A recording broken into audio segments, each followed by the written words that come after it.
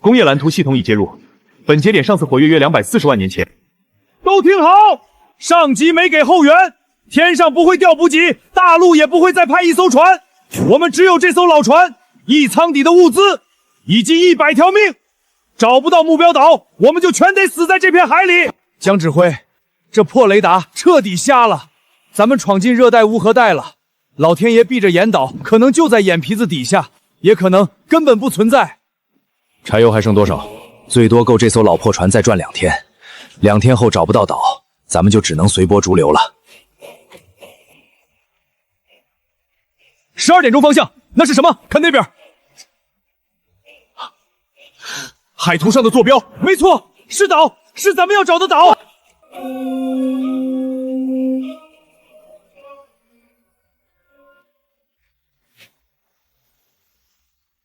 老天爷，这哪是岛？这就是个石头坟场，没有土，没有淡水，连块能落脚的平地都没有。咱们100号人怎么活？没有条件，就从石头里刨出条件。江指挥，就算把营地塞进这西侧赶谷，按大陆工地的规矩，宿舍区、料场和机修车眠也得拉开安全距离，这点地方根本摆不开啊！这里是南海死火山，不是大陆，没有条件讲理想规划。所有人和设备全给我高密度塞进这半平方公里，先挤活，再谈别的。都抓紧！海燕号要顶浪靠岸了！指挥，推塔机底盘卡住了，绝不能让设备掉海里，咱们输不起。1、2，拉！纯玄武岩，硬度极高。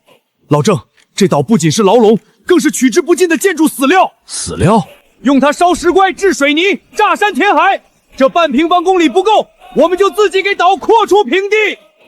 江指挥，你可真敢想！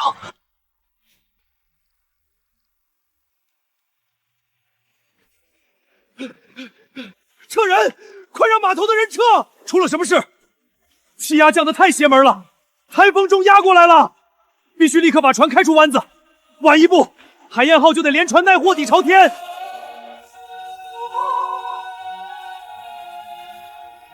所有人立刻撤离码头！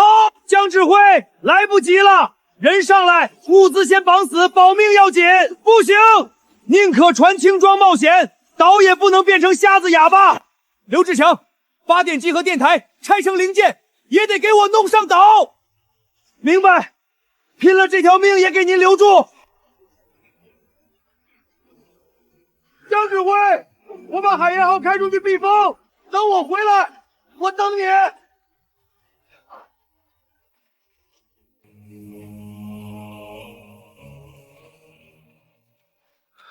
这鬼地方连土都没一把，连个畜生都活不下去。咱们100人困在这儿，就是等死。都别出去，先保住体温，千万别病倒。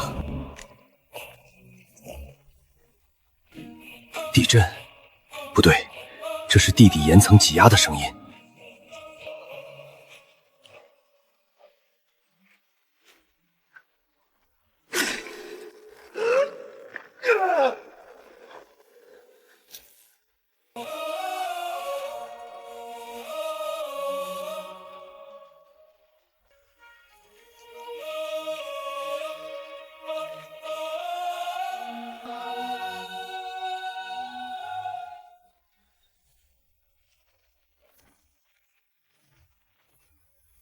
工业蓝图系统已接入，本节点上次活跃约240万年前。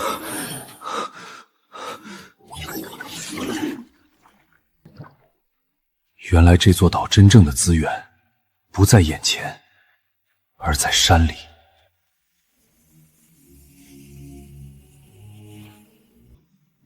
江指挥，全岛连一把活土都没有，淡水储备顶多撑3天，我得先花2天走遍全岛做常规勘探，才有机会。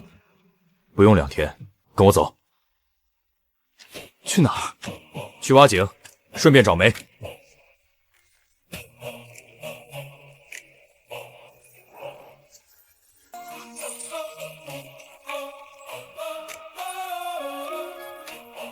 孙子生，就在这儿往下打井，用爆破硬砸，5米见水，水质没问题。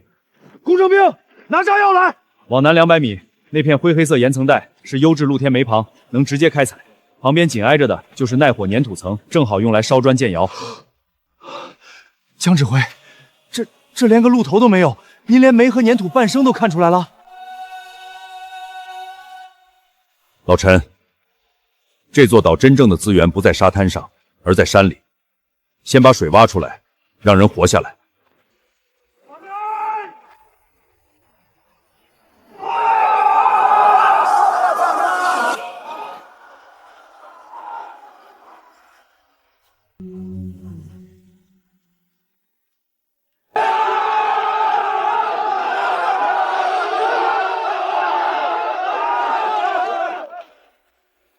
水有了，但别高兴得太早。船上带的口粮只够吃1个月，想活下去，我们得自己种。种？江指挥，这岛上连根草都没有，咱们上哪儿找土去？没有土，就造土。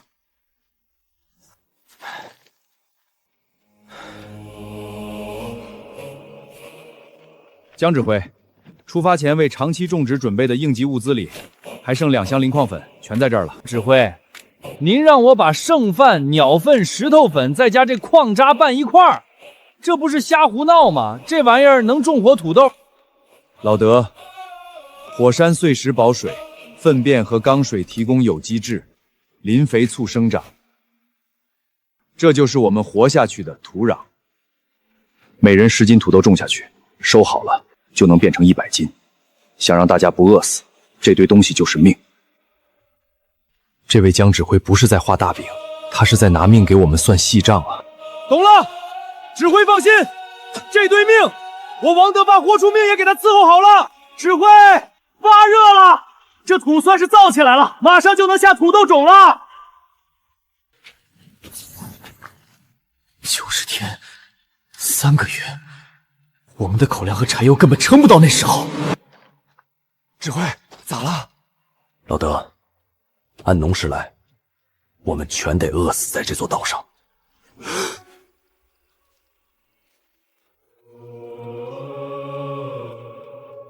90天太长，必须把能挤的空间全挤出来种土豆，同时把工业骨架搭起来。江指挥，这已经是我第3次改图了，5排帐篷、仓库、厨房全塞进西侧隔骨，连主干道都只剩2米宽，这哪是工地，这是沙丁鱼罐头。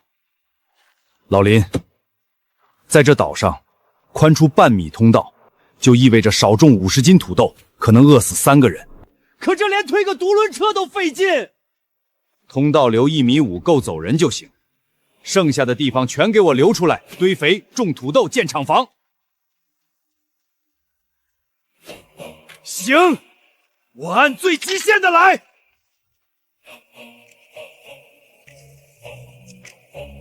江指挥，您指的这个位置，真挖出可用的粘土了。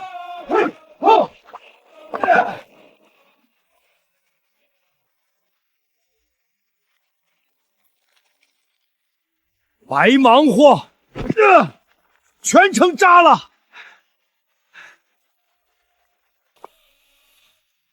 没全废，这块就很好。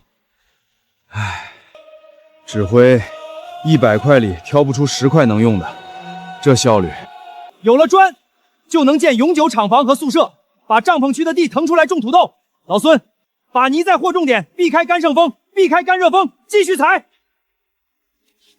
是，接着采。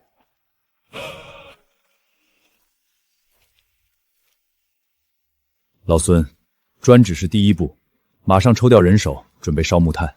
木炭？咱们有柴油炉，省着点够做饭了吧？做饭用柴火就行。我要的高温，是为了熔铁、炼钢、烧水泥。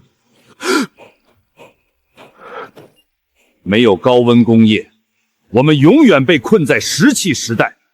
我要让这座岛烧出第1炉真正的工业火种。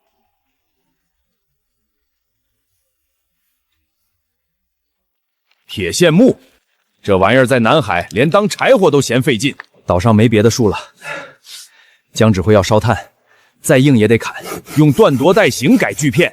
小子，有你的！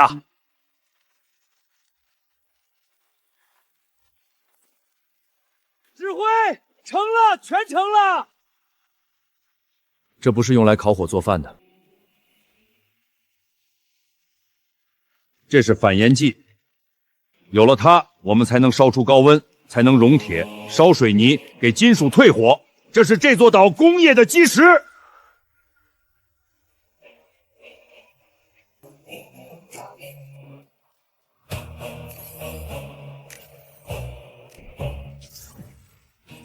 没有母鸡，挖出来的矿石连渣都不如。没有机器，连矿山都开不了。看来我们得先造机器了。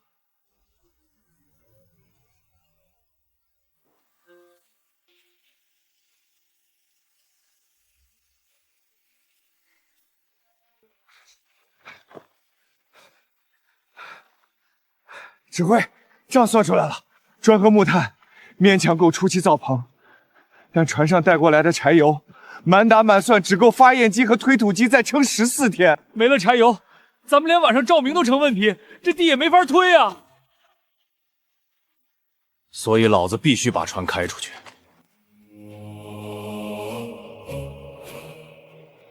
老郑，去最近的补给点送信换货，把报告递上去。除了柴油，我要的东西都写在清单上了。老子这趟是拿命去跑。江公，你真打算在这鸟不拉屎的地方长待？不仅要长待，报告里我还加了一条，请上级给我们增派技术骨干，越多越好。要人，连土都没有的火山岩，谁会来这种鬼地方送死？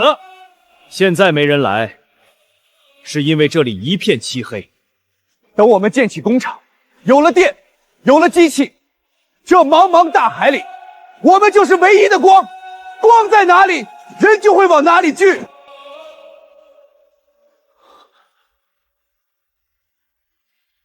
这话够狂，老子信你一次。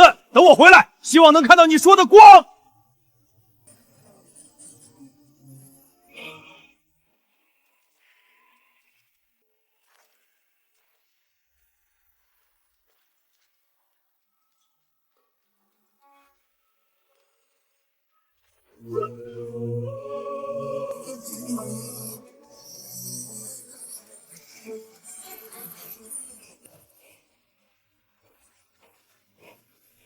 没有机器，我们就从熔铁开始，自己造。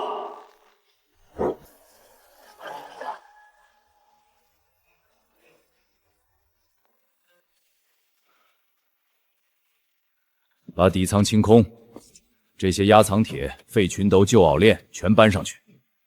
指挥，这都是压船用的死重，锈的都快烂透了。您要这玩意儿干嘛？这是我们第一炉铁的原料。用废铁炼铁，那裂出来能干嘛？打几把锄头？锄头算什么？我要你用这些铁先铸出一台铸造机。铸造机？对，有了铸造机，我们就能翻砂铸齿轮，齿轮配上传动轴，就能拼出变速箱。有了变速箱，我们就能自己造液压泵，最后造出能把这座火山啃开的挖掘机。账上全空了，压舱铁、备用曲竹，连报废的锚链都没了。江指挥，咱们这是彻底家奴四壁了。指挥，这堆破烂，不对，这批战略储备搬完了。下一步，咱们到底先造什么？从今天起，你跟着我，先把铸造机的图纸弄出来。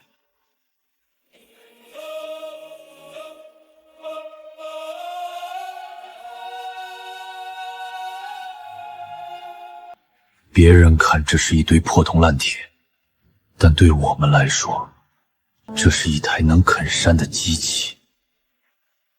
江指挥，咱们辛苦大半个月烧出的红砖，库存直接干到0了。这要是个哑巴炉子，咱连铸的砖都没了。账不是记在本上，是记在这座山上。这炉子立起来，岛上的账才能活。工业栏系统启动，模拟妖炼温度场。老孙，停！炉膛拐角太陡，耐火泥里只加粘土不够。指挥，这可是咱工程连最拿手的黄泥灌浆，绝对结实。把火山岩砸碎，筛出细粉掺进去。这炉子要扛的不是水，是1500度的铁水。老马，用涡轮挤拔器当鼓风机，这破玩意儿抽风够不够力？够不够？试了才知道。开寡。风压15千帕，够把火吹上天了。这哪是工地，这简直是要在岛上建一座城的架势。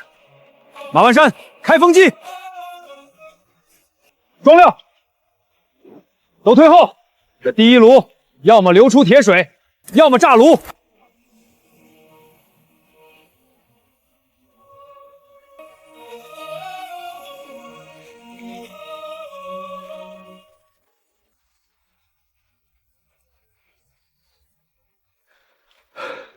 江指挥，这都烧了8个钟头了，再不出铁，这炉子……核心炉温1450摄度，料层下沉缓慢，招铁未分离。马万山，压体2000坝。老孙，炉顶加2筐腰炭。指挥，火色还没到白亮，这时候加料会把底火压灭的。按我说的加，这炉温我盯着。请我加去。局令真标一车归下。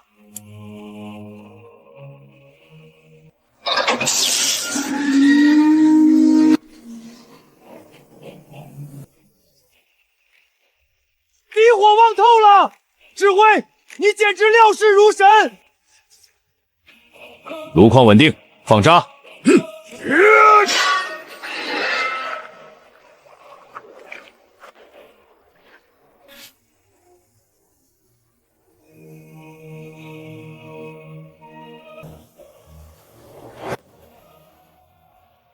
我们不是在荒岛上要饭，我们是在这儿硬生生砸出一个工业的神。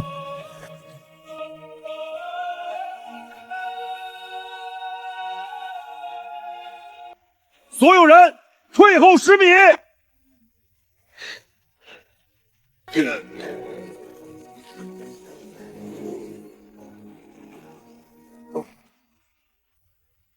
开！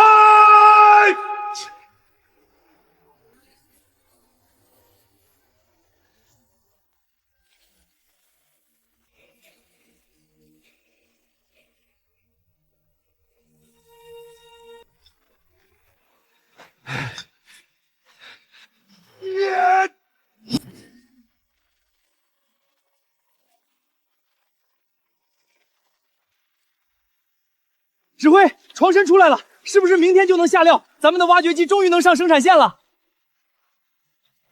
急什么？挖机是下游，没母机什么都干不成。先把这台铸造机的机架导轨装起来，再用它车齿轮、压豆套。没有母机，你拿什么造挖机？用牙啃吗？明白，我这就带人请上。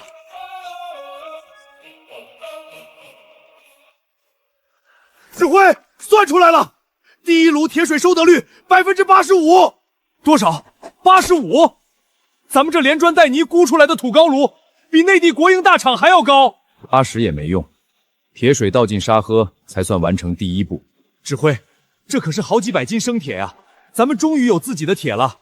能造机器的机器才叫工业，一堆生铁顶不了挖机的一根腿带缩。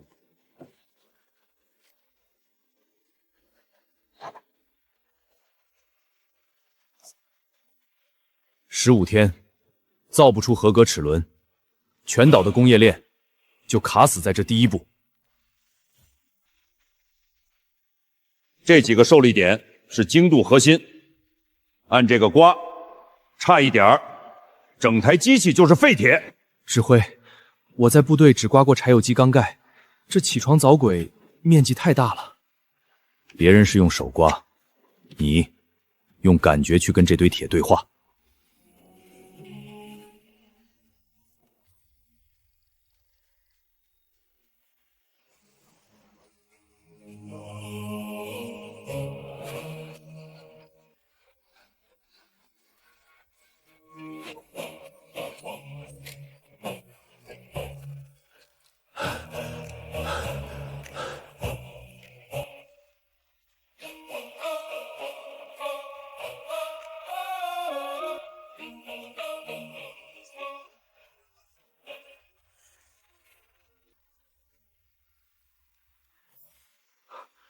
2丝，智慧绝对在2丝以内。就这活儿，搁内地国营大厂，那也是顶尖8技工才能干出来的活啊！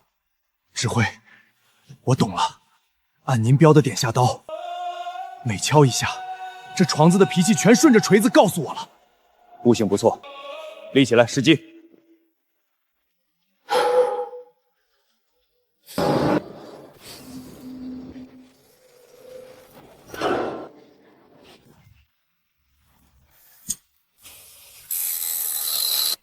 开枪！开机器！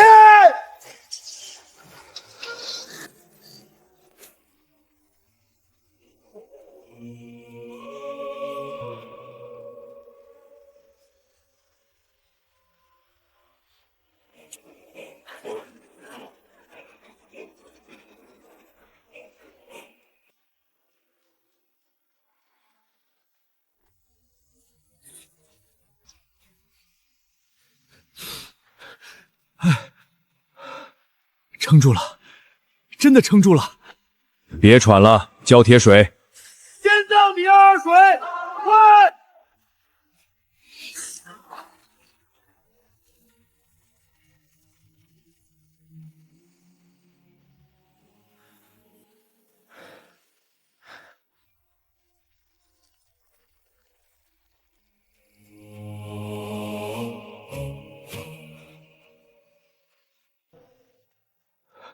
指挥，全是气孔，废了。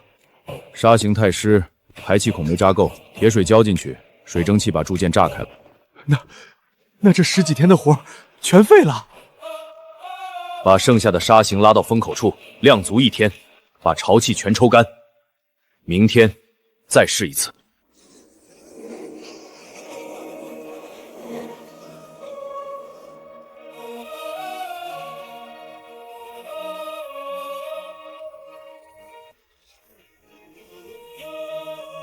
指挥，他没碎。表面粗糙，齿形也不对，但它没碎，这就够了。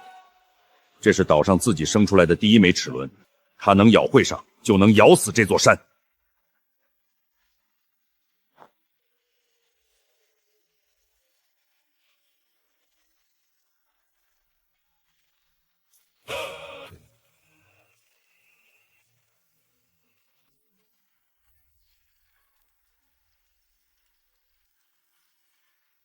有了能咬合上的齿轮，这座岛的工业骨架就能真正长出来了。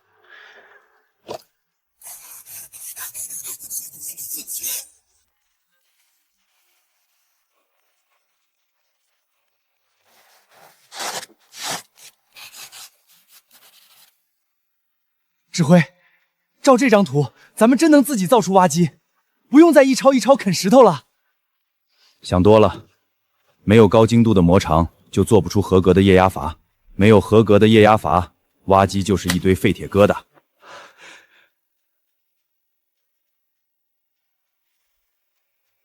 这不是一张挖机图纸，这是咱们这座岛的工业命门，一环扣死一环，缺一个零件，整个链条都转不动。娘的，我懂了，咱们不是在瞎造玩意儿，咱们是在建一台把整个岛连起来的大机器啊！老班长点透了，但饭得一口吃吃。挖机太远，我们现在只够得着第1步。结构件，造这玩意儿干啥？造厂房，造更大的高炉。有了合格的铸铁结构件，我们就能把厂房建得更大，把高炉架得更高。0号高炉只是个开始，等结构件量产，我们就用铸铁件把它彻底加固添高。指挥，你是说用这座岛自己造出来的骨头去长更大的骨架？对，不再是手搓零件，而是流水线量产。等结构件滚下生产线，这里就不再是等死的荒岛工地，而是一座能自己造血、自己长大的工业据点。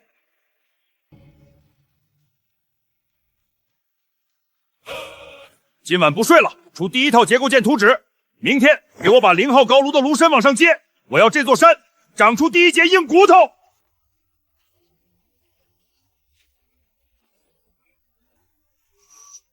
指挥，多轮风压稳定。哈哈，我这双层美砂涂层隔热绝对顶呱呱。风压稳住，准备出铁。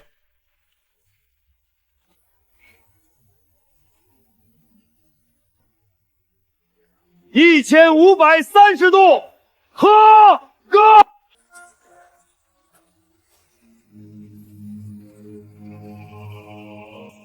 一炉头料翻一翻，日产铁水顶过去5天。从今天起，咱们这座岛终于有稳定的铁水供应了。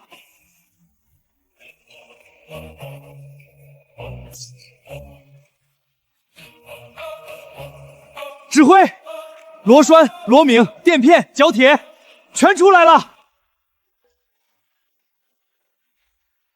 虽然得手工车螺纹，慢是慢点，但用。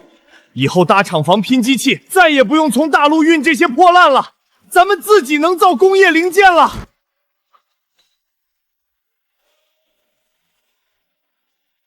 干得漂亮！有了这些，咱们才算真正长出了工业的硬骨头。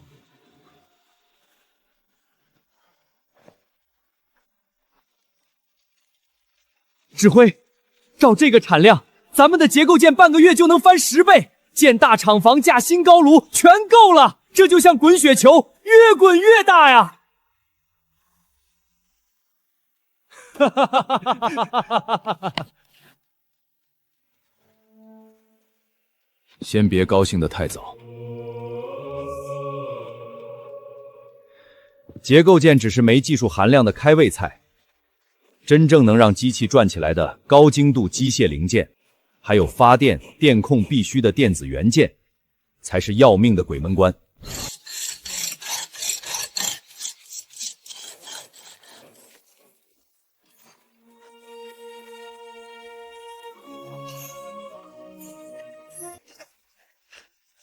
指挥，第一只齿轮初加工完了。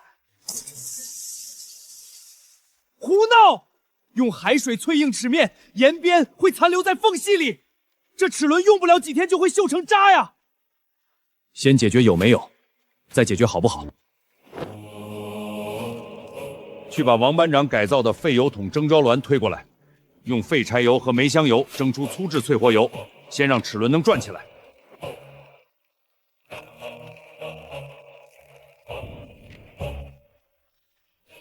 焖烧团火，谁教你的？没人教，铸造完直接加工容易裂，我就琢磨着用木炭埋烧，让它慢慢降温。火候我算过，应该没问题。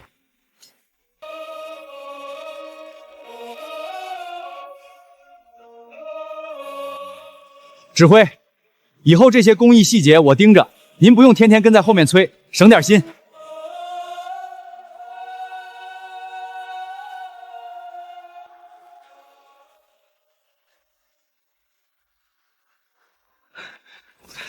指挥，第一只合格齿轮成了。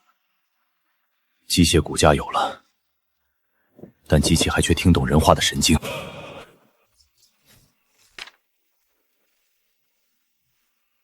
周医生，接下来这关，全岛只有你能过。给机器绕出能通电的电子线圈，建立电控系统。我只会接电台和处理伤病。这座岛上没人天生会造机器。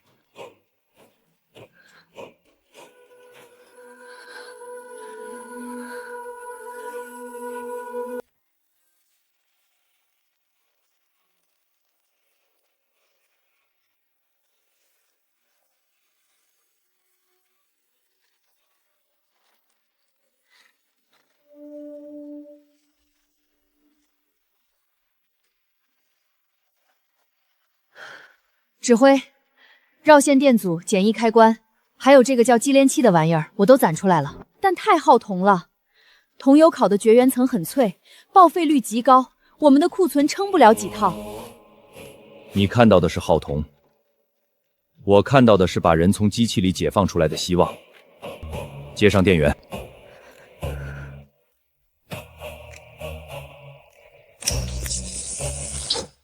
作为限位开关，它能在机床撞毁前自动切断动力。这东西不知疲倦，能让人不用再拿命去喂机器。他真的听懂了。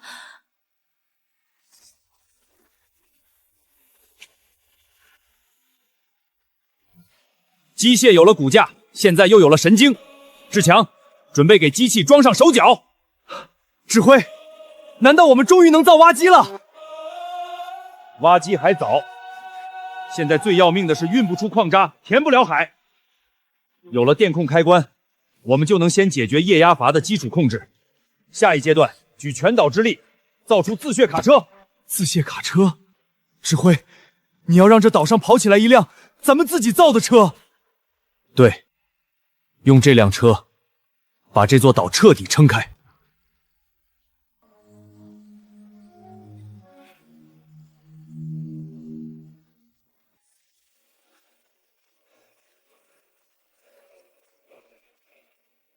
江海，指挥，西侧湾子的礁石炸得差不多了，但推土机一压就陷，田航造路的石头靠人扛根本供不上，所以要造它。额定攒重2吨，车厢带液压举升，到了海边一键轻翻卸石。2吨？那得是30个壮劳力扛一天的量啊！这一天顶30个人。指挥，大梁、变速箱、驾驶室，我都能想办法敲出来。但这举省系统，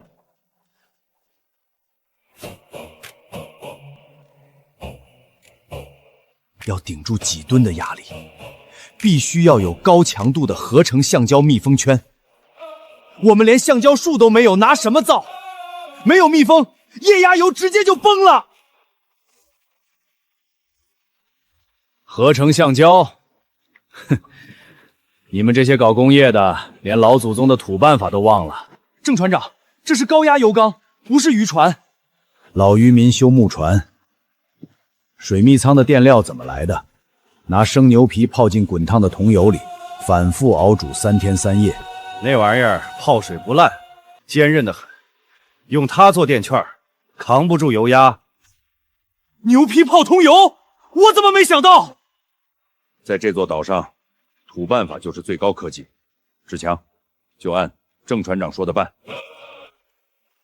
从今天起，全岛所有的炼铁铸造机修能力全部向这辆车倾斜。40天够吗？这40天是这辆车的制造周期，也是我们营地土地和资源耗尽的死线。整车300多个关键零件，任何一个齿轮断了，一根轴弯了，一片牛皮件全漏了，这辆车就会当场趴猫。我们没有试错的机会。40天后，我要在码头看见他倒出第一斗石头。散会。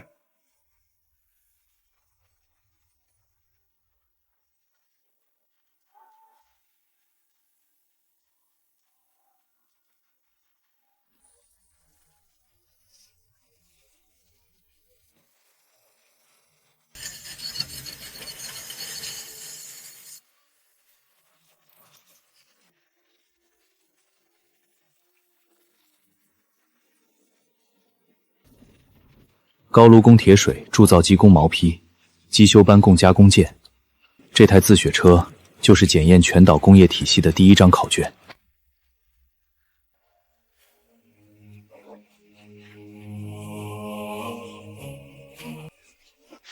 指挥，各系统压力正常，请求试车。开起来。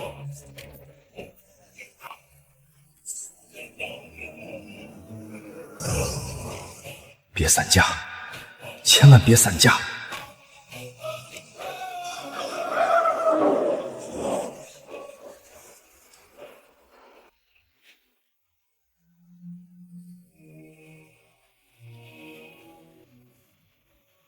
志强，让大海看看咱们造了个什么玩意儿。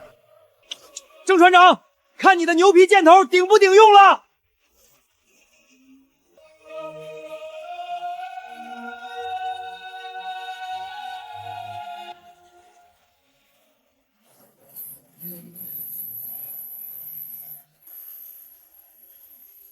起头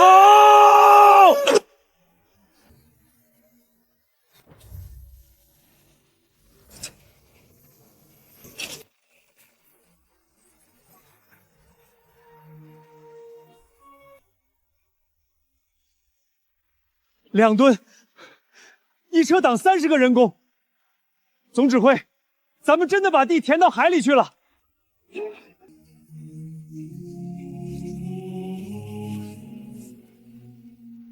指挥，您当初把5排帐篷、厂房全死命压缩在西侧谷堵，连通道都只留2-3米，根本不是条件差没办法。您是早就算准了，我们要向大海要地。这道平地只有半平方公里，不填海，工厂永远扩不起来。您这布局简直是把以后几年的账都算透了。别捧我，在这里，没办法逼出来的东西，刚好是能活命的路。干吧！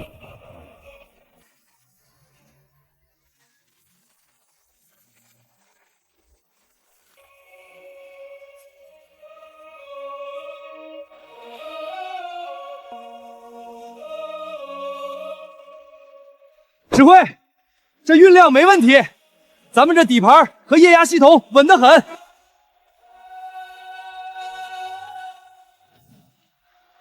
车是不错，但矿山出不来石头，再能拉也得等着。孙班长他们已经在拼命撬石头了，人工太慢，满足不了扩岛的胃口。没有挖掘机，矿山就像被堵了手眼。挖机，这可比自卸车复杂10倍，液压件全得重新造。对，下一个就啃它。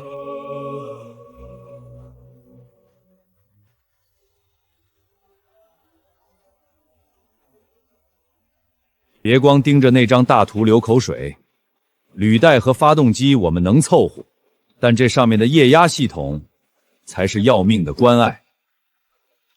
钢筒内壁的负责度要低于 RA 0.8，还要配高精度控制器。指挥，咱们那台土造车床连一刀车源都费劲，这根本是拿烧火棍绣花。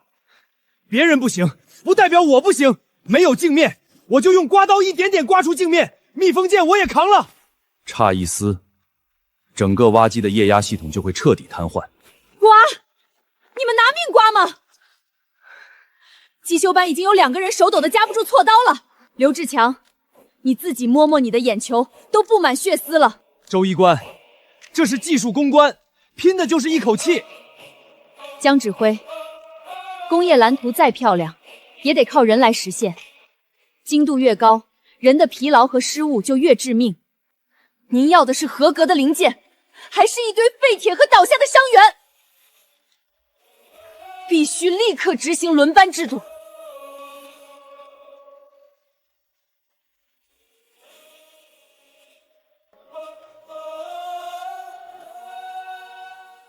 周敏说的对，从今天起，机修班实行4班倒，完不成休息时间，谁也不准碰接床。技术再硬，也不能拿兄弟们的命去填精度。轮休？那这钢体得猴年马月才能磨出来。你就是连轴转72小时也磨不出来。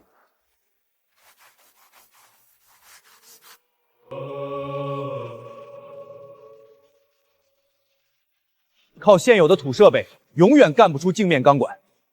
想造挖机，我们得先补母机。高精度外缘磨厂，指挥，造这玩意儿可比造挖机还难啊！难也得干，没有母机，我们就永远被锁死在粗笨的农具时代。慢工出细活，我这土电火窑能把应力都闷出来，绝不让毛胡裂一丝，一刀都不能错。这变速箱就是车床的命门。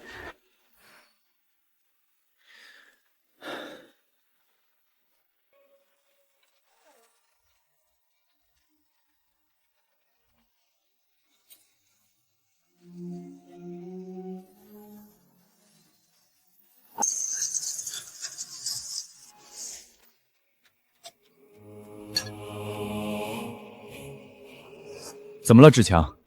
精度够吗？差了2丝，主轴跳动超了3倍，这破玩意儿连普通轴都车不圆，更别说挖机的液压片了。指挥，是我手艺太潮，没干好。别拿手艺当借口。导轨刮瞄记录拿来我看，孙地兴的对货也没问题，把主轴箱拆开，查传动链。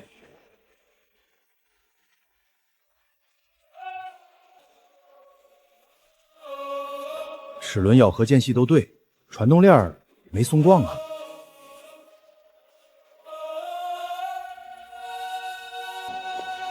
你错齿用的划线平台是拿几块旧钢板敲平凑数的，本身就不平。你测量用的卡尺是从报废仓库里翻出来的老古董。地基没打牢，怎么起高楼？问题根本不在刮秧和传动链，而在我们的加工基准和测量工具上。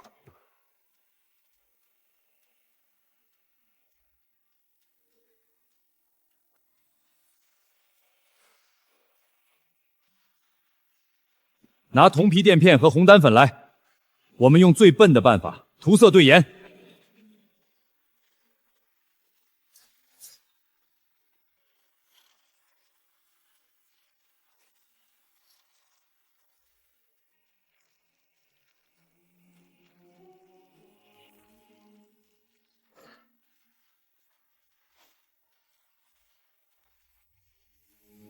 按我说的垫，基准错了，后面全是废铁。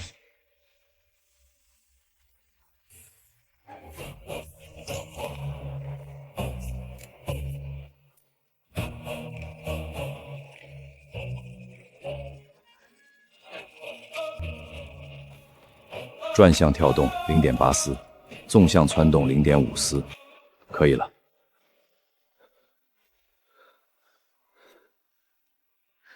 圆度误差1丝半，在2丝以内，合格了。哈哈哈哈哈哈！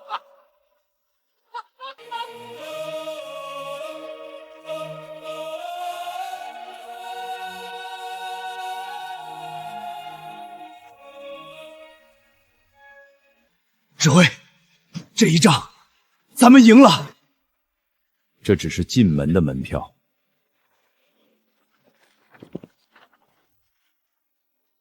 图纸拿去，铲羊屌拱、螺三杠、控制款、表体、泵体。挖机的液压系统，终于到这一步了。先别高兴太早，钢筒内壁的镜面加工对你来说只是累点儿，阀室的孔位精度靠现在的车床也能啃出来。那最难的是啥？密封。挖机液压系统要扛住几百个大气压，我们没有合成橡胶，只能用牛皮泡溶油做油房。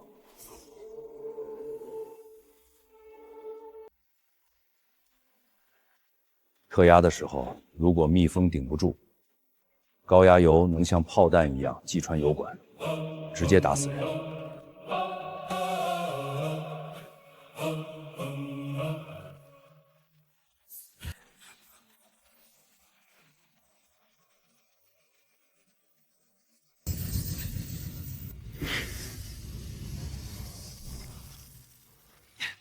5兆帕就漏，这泡过桐油的牛皮圈就是个废物，离挖具需要的压力差远了。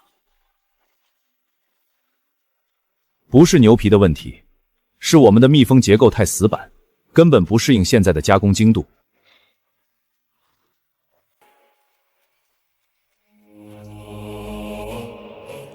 你们这干法就像船上的新盘红直接塞进水泵，不死劲儿才怪。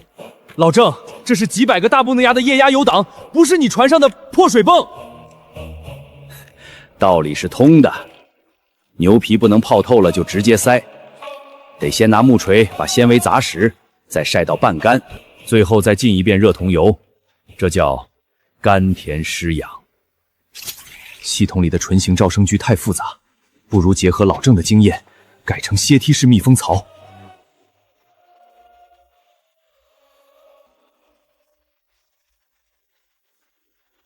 按老郑说的重新处理牛皮，另外把活塞上的密封槽改成2道阶梯式，牛皮圈一正一反装进去，让高压油自己把皮圈压死在槽里，用切压封又压。指挥，你真是个疯子！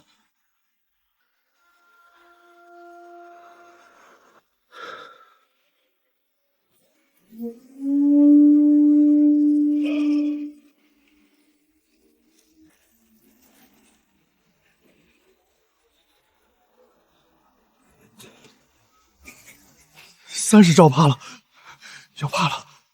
要是炸了，咱们今天都得交代在这儿。别停，继续升压！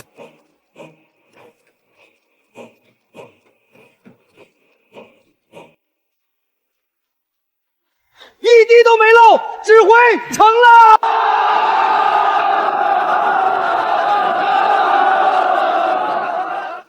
好，通知机修班和工程连放下手里所有的活儿，从今天起，全岛拧成一股绳，给我把这台挖机造出来！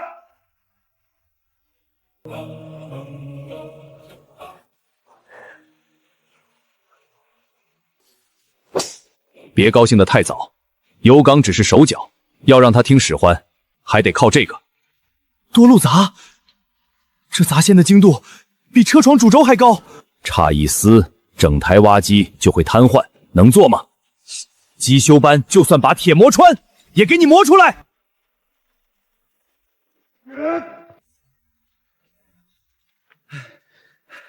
指挥，矿山上拆回来的旧履带架、制重球和脱臼琴我都整形过了，能用。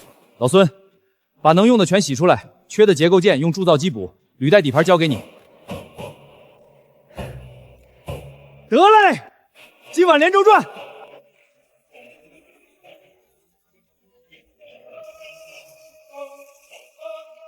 供油提前角再调2度，主泵压力必须稳住。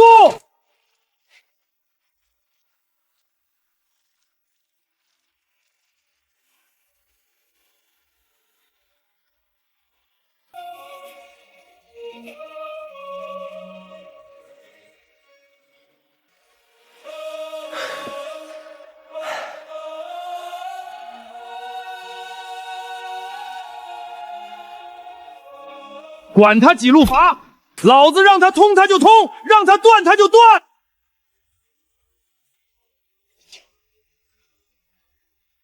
挖机是造出来了，但能不能在这岛上活下来，得看他敢不敢啃硬骨头。指挥，你就说挖哪儿吧。去海边挖玄武石。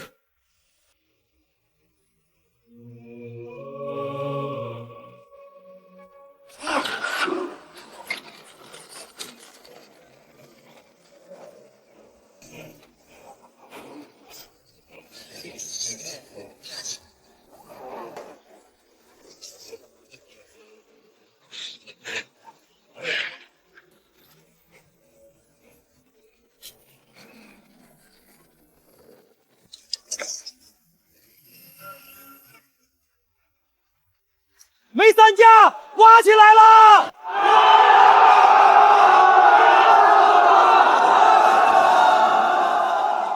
好小子，全岛准备，有了这台挖机，咱们的填海造炉才算真正开始。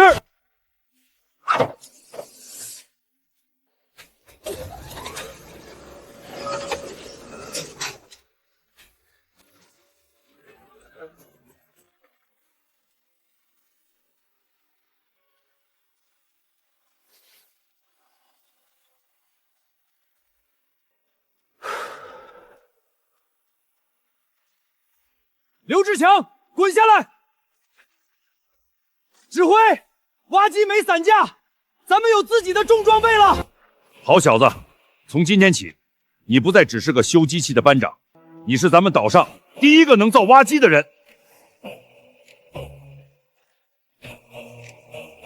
只要您画得出来，我就能给他拼出来。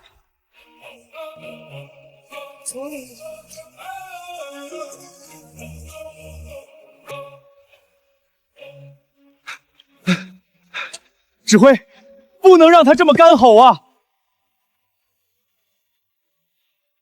怎么了？这头猛兽太能喝了，按刚才的满负荷工况算，全岛剩下的柴油只够他再烧15天。15天后，它就是一堆废铁。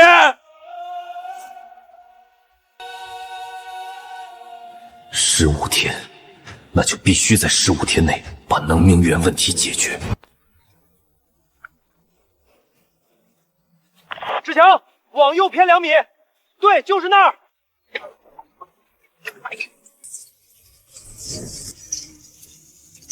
成功，江指挥标的这矿脉走向连半米都没偏，不仅没偏，连底下的石棺石夹层都标出来了。江指挥的判断比最先进的探矿仪还准。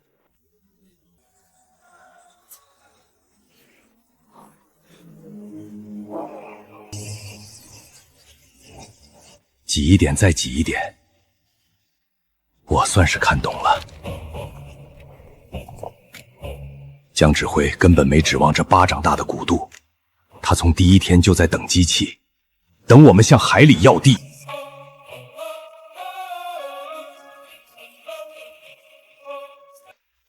指挥，撑不住了。说采矿、运石全展开了，按这个满负荷的喝油速度，全岛的柴油储备只够再撑10天。您之前定的旧能源分配表已经成废纸了。10天后，这些机器全得趴货。那就不等10天。通知马万山、孙德生，2个小时后开技术会。指挥，我盘过了，挖机、自卸车、发电机加上海鸟号，一天要烧掉200升柴油。就算拿干鱼和周边换，运力也跟不上，这点油顶多再撑10天。指挥，要不先找煤？山里的路头我看过有冒层。那是贫煤，热值低，灰分大，靠人工挖，一天出不了几筐，连高炉都烧不热，带得动这些铁家伙吗？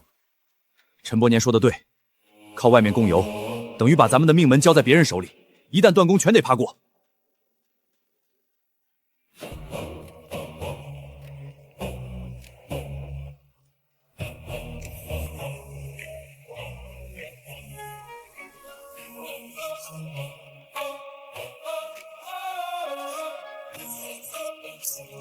煤不够，那就找更大的。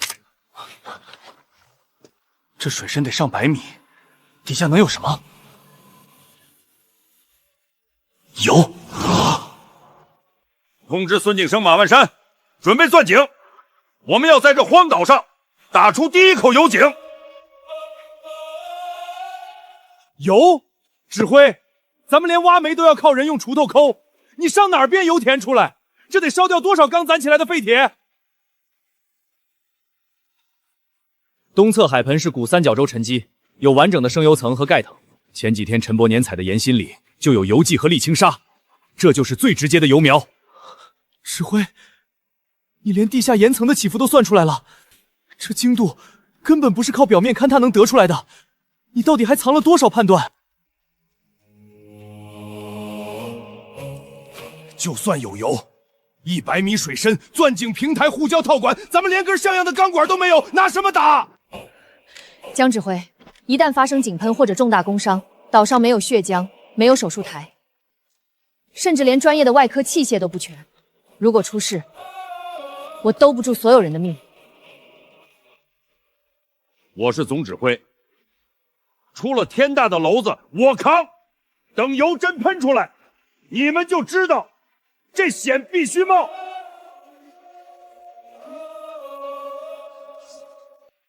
煤钢管我们自己造。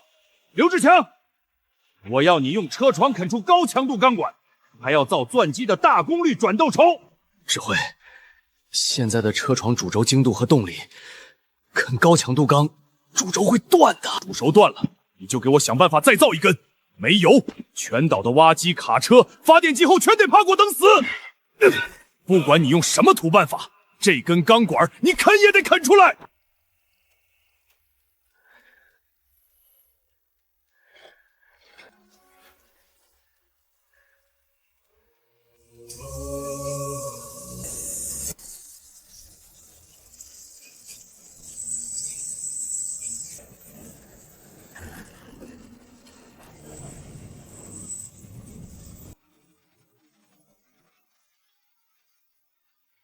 志强，主轴温度太高了，再撤下去真要断了，不能停，一退刀就全废了。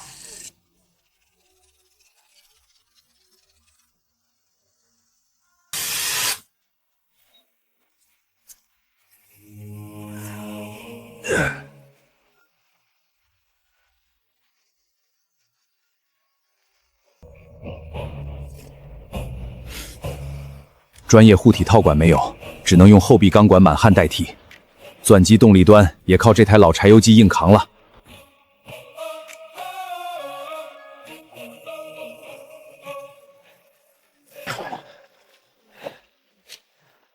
没有泥浆净化系统，咱们就用人肉捞，一勺一勺给我把沙滤干净。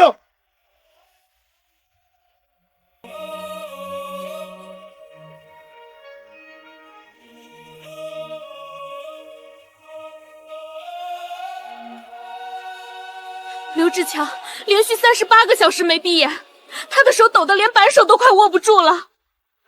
可惜他没有再办极限，孙德兴他们也都到了极限。你要造工业奇迹，我管不了，但我是医生，我必须告诉你，再这样连轴转，不用等井喷，就会有人先死在工地上。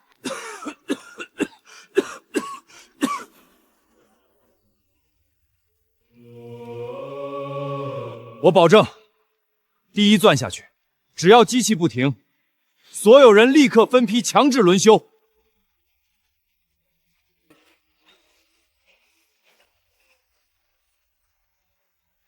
开钻！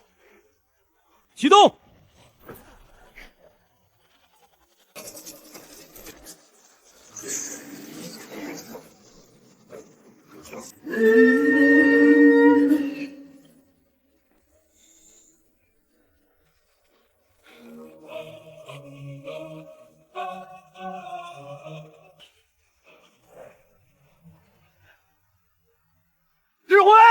指挥，进城了！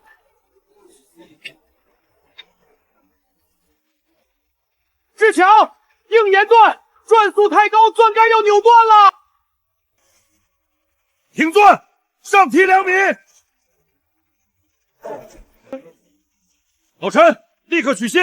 老马，往泥浆里加重晶石粉，比率提到1.25。指挥，这会压住钻速的。不调泥浆极重，接下来就是井壁塌塌，整口井全废，快！江指挥，有油溢，气测也有显示，但不是稳定油层，还是干层。已经干进去80桶柴油了，挖机和自卸车那边的运输全停了，在等油，账上的储备眼看就要见底。江工，你这铁玩意儿就是个填不满的吞金兽，再这么钻不出油，岛上面面临的可是能源死局。油就在下面，只差最后一点深度，继续钻。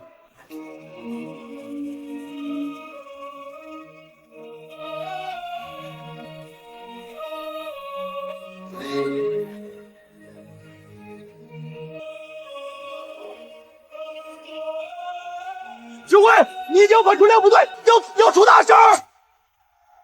关防喷器，准备抢接顶区。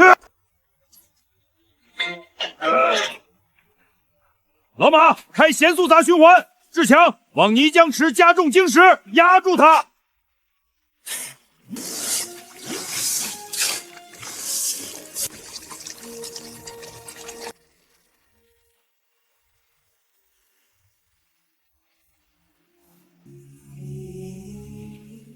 指挥，这是油？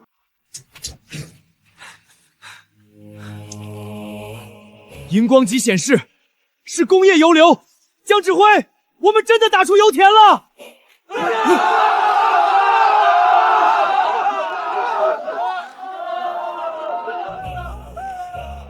江工，你这判断邪门的很，但真他娘的有用，咱岛的命保住了。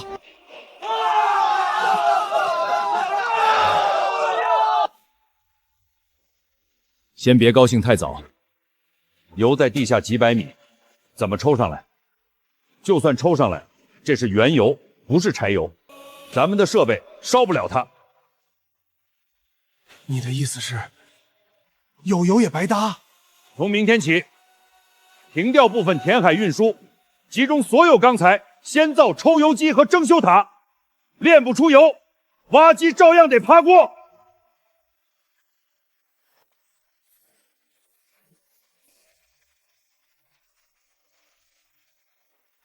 指挥，为了焊这几个大油罐，我把仓库底都掏空了。再这么造，咱们连打螺丝的钢板都没了。没油罐，油就抽不上来。挖机明天就得停转，先把油存住，账晚点再算。指挥，油放了，油是抽上来了，但这玩意儿跟沥青一样稠，柴油机根本烧不了。这黑泥巴怎么当燃料？因为这是原油，是混合物，要让它变成燃料，我们得先把它拆开。拆？怎么拆？靠初级蒸馏塔，利用非点不同，把这黑泥巴分离成汽油、柴油、重油和沥青。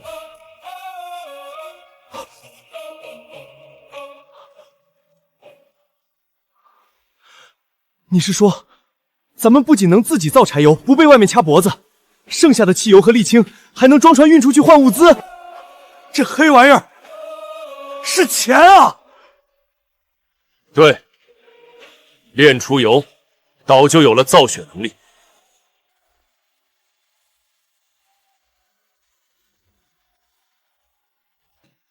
指挥，这塔少说也得10几米高，原油蒸叠温度接近400度，还带强腐蚀性。我们现在只有普通商铁和低碳钢，用它做商体和塔盘，一加热就会变软，压力稍微一高，直接就炸成碎片了，拿命去炼！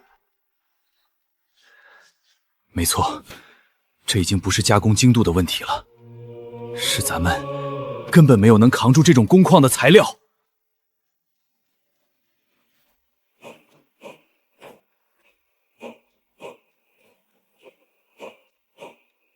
没有耐高温钢材，我们就自己想办法补上这个短板。志强，去把高炉的技术员叫过来，我们得先解决材料问题。没有耐高温不锈钢，我们就土法炼钢。孙德生，在内侧挂美砂耐火泥，外面用角铁焊加强筋，把承压塔改成微负压操作。明白，就按高炉那套来，死马当活马医。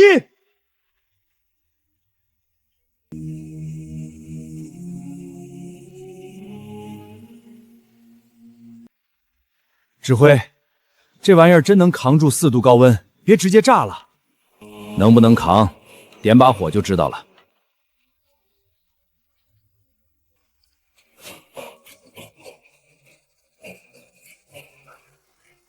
指挥，烟道温度压不住了，塔压变动太厉害，再烧下去真要炸！停炉，快停炉！不能停，一停温度骤降，塔体直接缩裂。那也不能硬扛啊！调小鼓风机，打开副线焰道泄压。车工。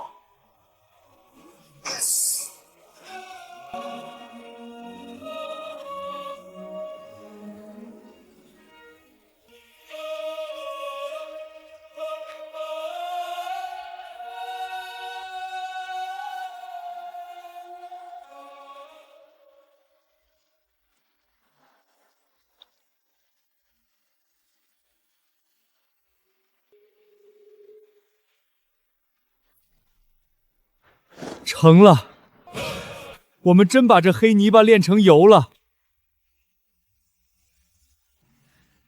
从今天起，咱们这座岛能源自由了。好油，这热质，海燕号的柴油机喝这个能在浪里飞起来。江指挥，我郑大江服了，从今往后海燕号怎么开，我的命怎么拼，全听你一句话。先别忙着庆功，这东西叫重油，像石头一样硬，直接烧不仅没劲，还会堵死发动机。那怎么办？这玩意儿占了原油1半还多。上楔键装置，把重油打碎成轻油和化工原料，沥青也不能浪费。全岛的路、码头、电层、厂房、防匪场全靠它。图纸马上画，产能还要放大3倍。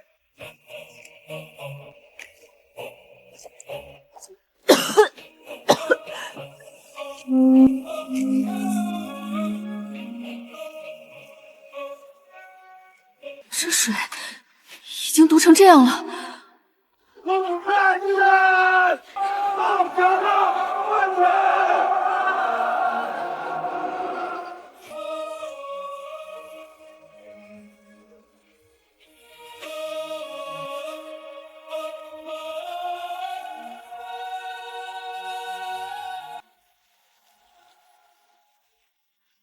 江海平，你不能只算工业产量，这岛快要被你毒死了。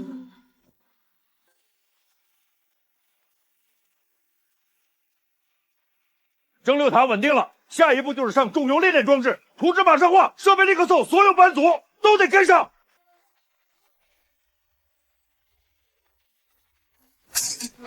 江指挥，我反对扩产。这3天，营房区有17个人眼睛刺痛、恶心呕吐，还有30多个人出现严重的咳嗽和胸闷。医务室的硼酸溶液已经见底了，这就是你要的工业奇迹？先把我们自己毒死吗？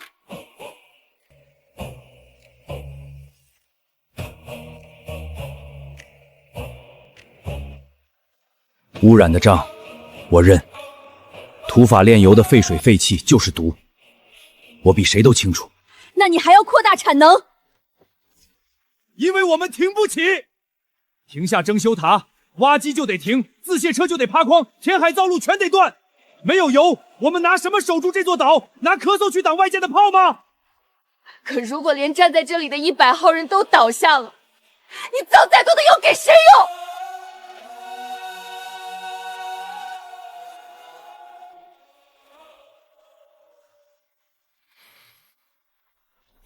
警告：生态污染阈值已达临界点，解锁中期科技污水处理站与废气净化塔蓝图。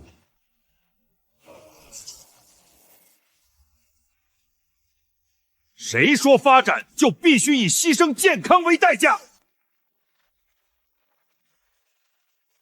刘志强，把机修班的加工计划给我腾一半出来。马完山，动力系统重新配。哼，我们不仅要炼油，还要自己造环保设备。这是焚电池，这是简易过滤塔。先把炼油废水引过来，加生石灰沉淀，再过滤后排放。江指挥，这得用多少钢筋水泥？现在钢产量本来就低，全拿去建沉地石，蒸馏塔还扩不扩了？产量要保，人也不能倒。孙德生临建设，土机立刻上。马万山带着人连夜赶工抽水泵和管线。周敏，我不懂土建，你管最关键的事。排污给居住区防护距离施工防护，全程由你监督。谁敢偷工减料，你直接拿医疗记录封了工地。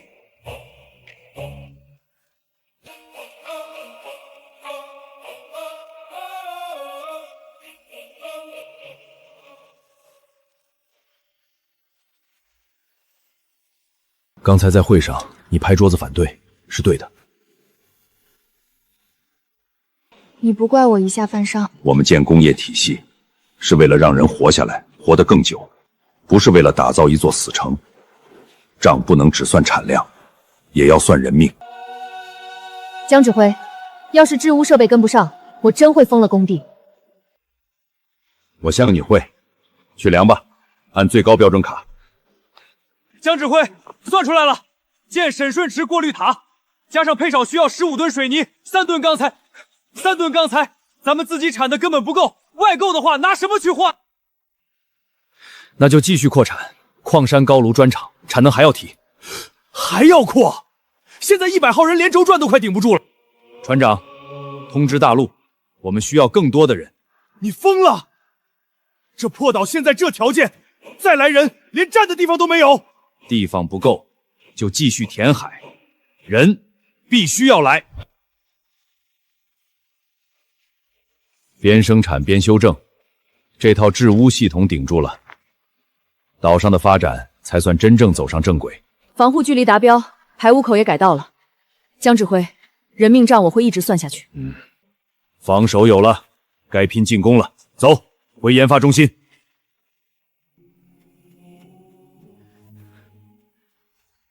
重油裂电出，合成橡胶。江指挥，你真是要把我憋出的病给治好了。有了这玩意儿，挖机那破牛皮密封天直接扔进海里，扬阳国的压力能再翻1倍，卡车也能换上正经轮胎，不用天天拿麻绳缠胎面了。别光看贼吃肉，裂碱炉要扛几百度高温，10几个倒气压，对钢材和控制精度的要求，比蒸修塔高了不止一个量级。更关键的是，从今天起，咱们不能再单点突破了。要练橡胶，就得先解决高级钢材、催化剂、精密阀门，这是系统作战，任何一环跟不上，全岛的扩产都得停变。不就是精度吗？我带着机修班，拿锉刀一点点给它锉出来。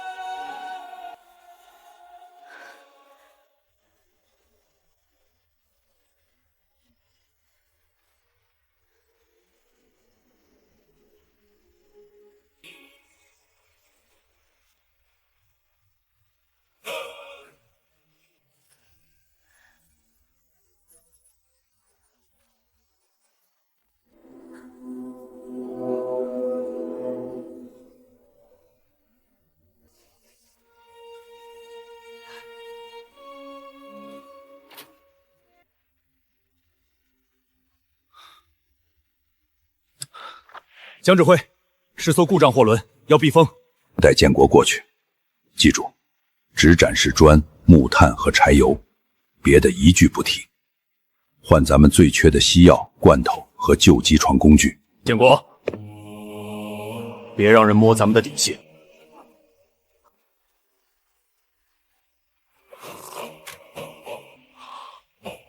正，南海海图上这里只有火山礁。哪来的码头？哪来的工厂？以前没有，现在有了。我们来避避风，顺便做笔买卖。船长，我们江指挥说了，远来是客。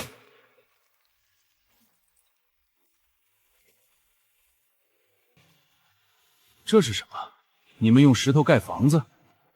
不是石头，是我们自己烧的砖。有了砖，就能建窑炼铁。还有这个，船长，用你的西药、肉罐头，加上仓库里淘汰的旧机床工具，换我们的砖、木炭和油。你们这座破岛上居然能炼油？成交！你们的东西比我想象的值钱多了！哈哈哈哈哈哈！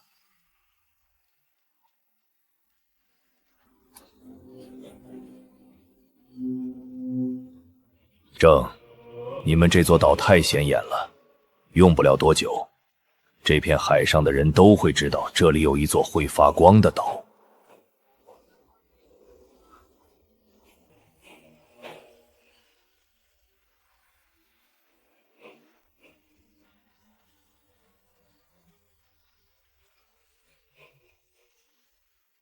通知各班组，生产计划不变，但所有人都要轮班站岗。这道光既然亮了，谁也别想把它掐灭。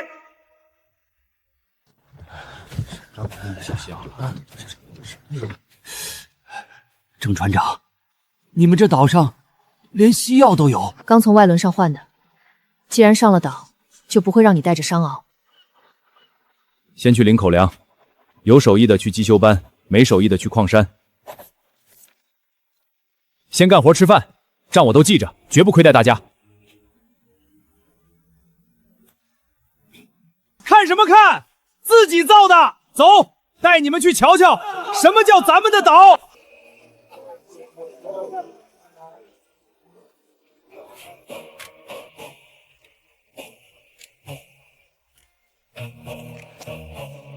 江指挥，岛上已经190多口了，淡水消耗直接翻倍，帐篷中间连落脚的地方都没了，真是包没了。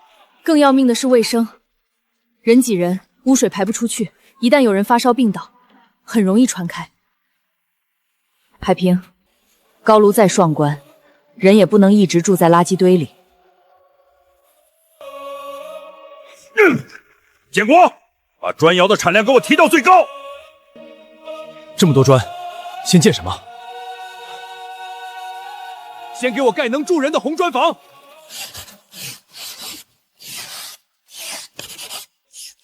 帐篷扛不过下一次台风，1周内，我要在新填的地上看到第一排红砖塑胶楼立起来。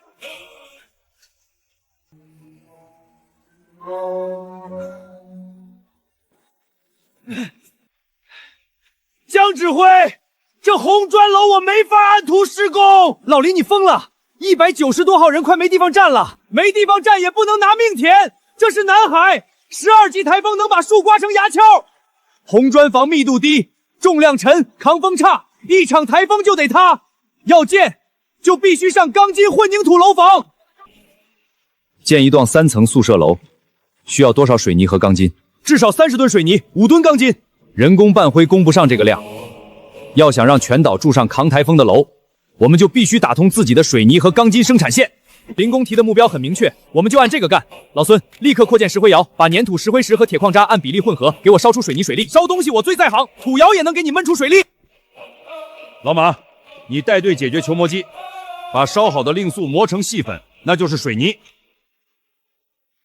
我用旧圆鱼廊改，保证出料细度。志强，最难的一块交给你，我要你造出一台钢筋研制设备，把咱们自产的粗钢坯压成盖楼用的细钢筋。把钢坯压成钢筋，这活过瘾，我接了。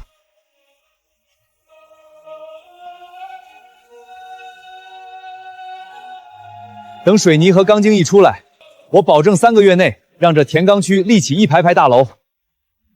老林，你只看到了大楼，却没看到这背后的怪物。什么怪物？混凝土生产线是一头极度疯狂的吞金巨兽，咱们现在的钢铁产量和发电量根本喂不饱它。钢和电必须立刻扩产，否则一切都是死局。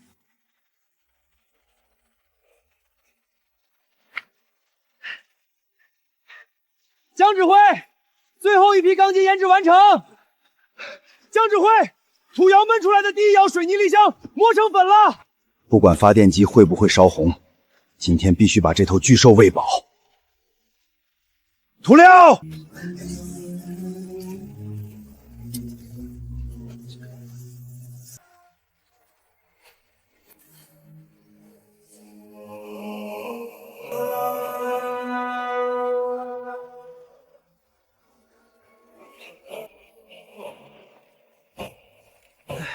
老林，这楼不能只盖个空骨架，必须划出一层做公共厕所、洗漱区，厨房也要连进去。周医生，这每一寸地都是拿命填出来的，加这些东西太占面积了。现在人越来越多，没有上下水，这里就是个巨大的病菌池。这不是工地，是大家要一直住下去的家。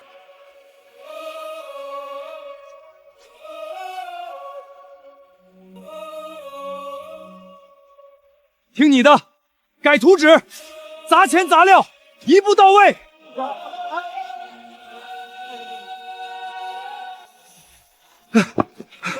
江指挥，麻烦了，水井的水位骤降，新挖的洗污区根本供不上水。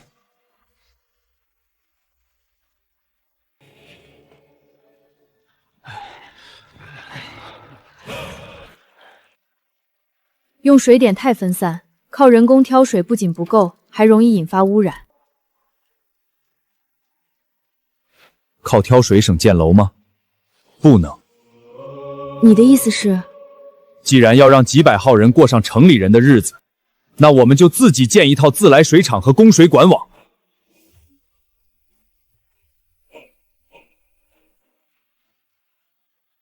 没有钢管，我们就自己造。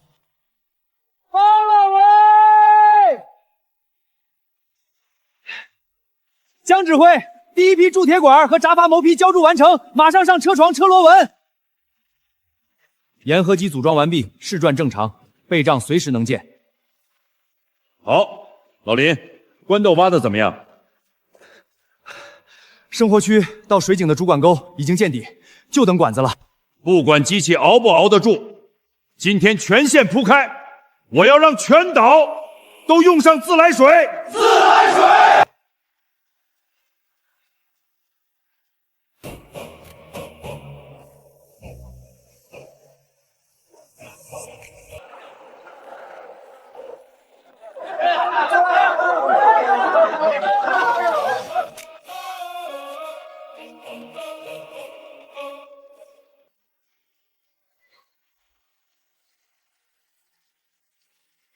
以前处理伤口，连一盆干净的清水都不敢浪费。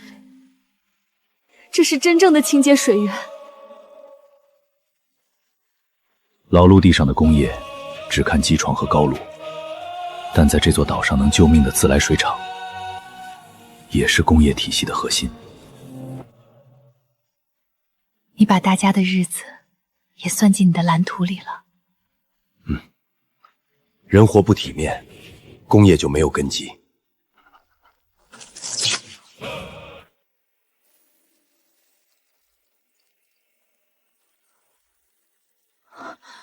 怎么回事？江指挥，坏了！1号柴油机超负荷，电压骤降。怎么回事？新速晒楼的水泵、搅拌机还有扩建的车间同时开工，咱们的发电量顶不住了。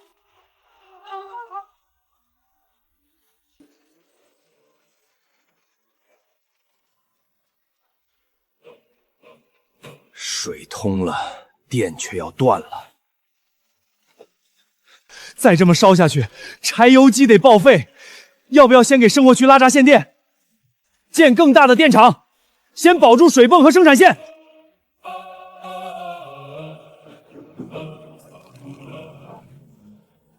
土法炼油的重油不能再堆着了，必须上更大的发电空机。靠柴油机发电撑不起现在的岛，我们要造燃煤高压蒸汽锅炉，配上涡轮发电战场。江指挥，高压锅炉就是个巨型炸弹，一旦爆炸，半个营地都得掀飞，那是要死人的。周敏，你怎么看？机组可以建，但必须先做安全评估。试运行前，医疗组要准备好急救预案，营地必须划出安全疏散区。先谈保命，再谈发电。就这么办。老万，先把安全阀和防爆阀做出来，宁可气阀尖叫，也不能让锅炉炸了。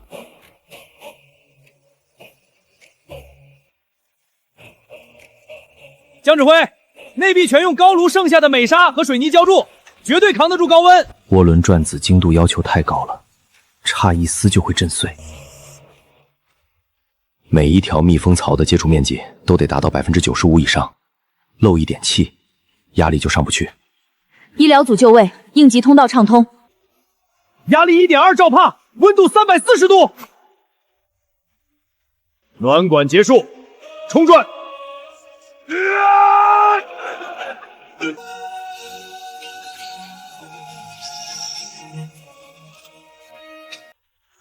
速稳定，可以归网。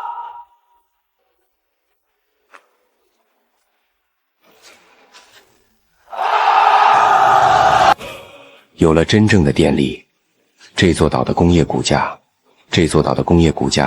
才算彻底立起来了。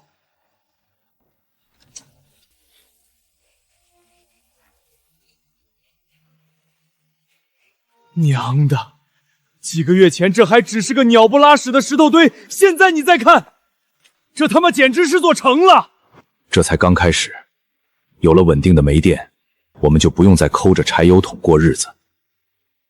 以后炼油产的油不全得烧掉发电，能省下来造船、造设备。江指挥，这海再大，以后怕是也藏不住咱们了。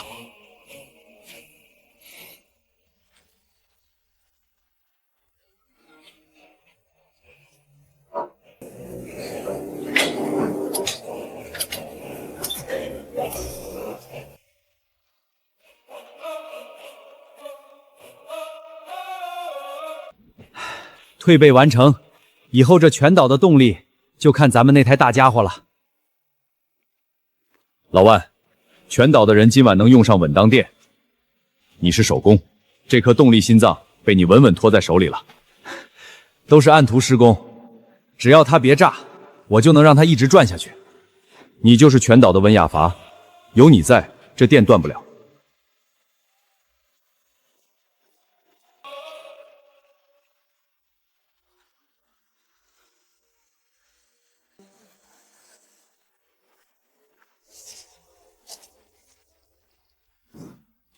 这是高精度外源磨机，还有数字进饭刻度盘。以前缺电，精度只能靠你手里的锉刀死磕，现在有了稳定的强电，我们能造更狠的机器。只要精度能提上去，我们就能车更复杂的液压阀体，甚至是……没错，自动化的大门已经开了。把这台魔床造出来，这座岛的工业精度将再上一个大台阶。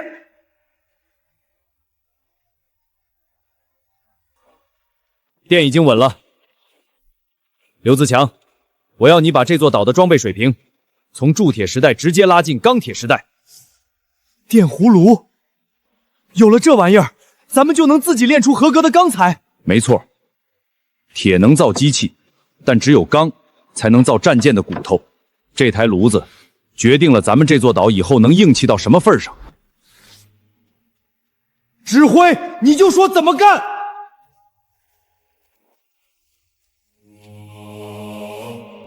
没有大型变压器，我只能把报废电机里的锡钢片一片片拆下来，重新叠片，进漆，绕线圈。这玩意儿看着土，升压绝对够猛。老万，你这心脏够强，也得配得上我这长矛。没有工业电池，我就用高纯度石墨混煤炭残料，像烧陶瓷一样反复烧击。硬度过关吗？通电后可是几千度的高温，烧不化它，就炼不出钢。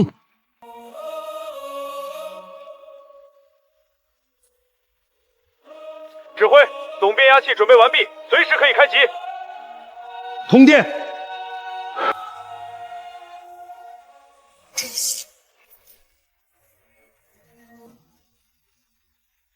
起黄了，电压稳定。温度够了，就看这第一炉钢水能不能顺下来。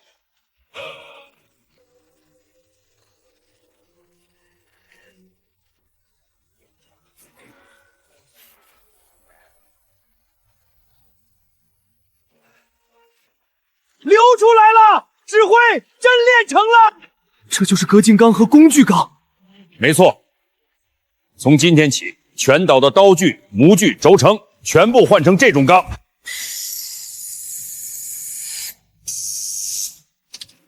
硬，太硬了。以前的铸体刀车不了3刀就崩，这把工具钢刀跟切豆腐一样。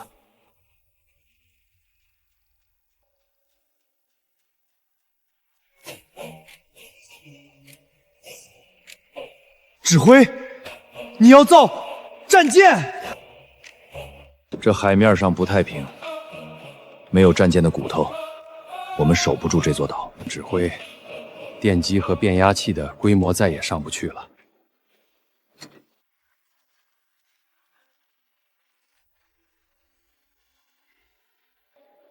这都是从旧船上拆下来的杂桶，杂质太多，电阻太大，通大电流直接就烧红了。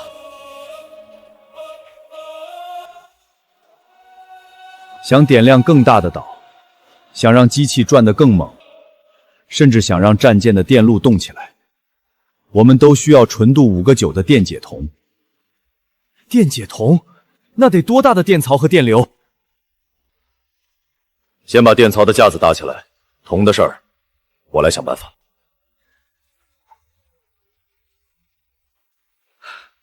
指挥，电阻几乎为0，纯度绝对够5个9。有了这种电解铜，电机修组和电缆线再也不会因为杂质过多、过热起火了。全岛的电路火灾风险能降1大半。何止是自己用，这玩意儿拿到国际市场上就是硬通货。除了留点造电机、拉电线，剩下的全卖了，能换多少设备和药品？你敢想吗？自己用够了再谈卖，先把全岛的旧杂铜电缆全换了。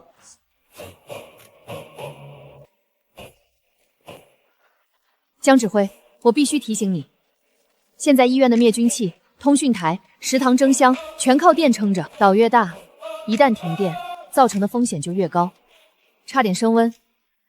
昨天冷库因为外线接触不良差点升温，这种事不能再发生。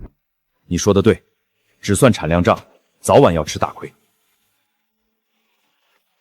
通知马万山，立刻启动双回路供电改造，主电网和备用柴油发电机灌网，再拉一条独立电缆到通讯台和医务室，绝对不能断。指挥，指挥，炼铜是出成果了，可这废渣一天比一天堆得高，西侧河谷快被占满了，再堆下去路都没法走了。谁说没地方放？大海就是咱们的垃圾场。你是说填海？挖机，自血车全部掉头，把这些矿渣一车车给我倒进海里。我要让这岛长出一大块平地来。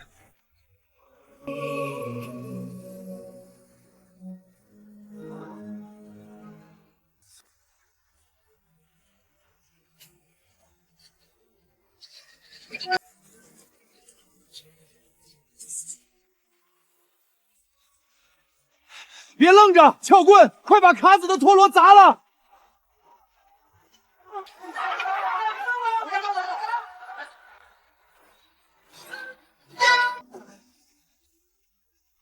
如果这是打仗，刚才那10分钟我们已经死了。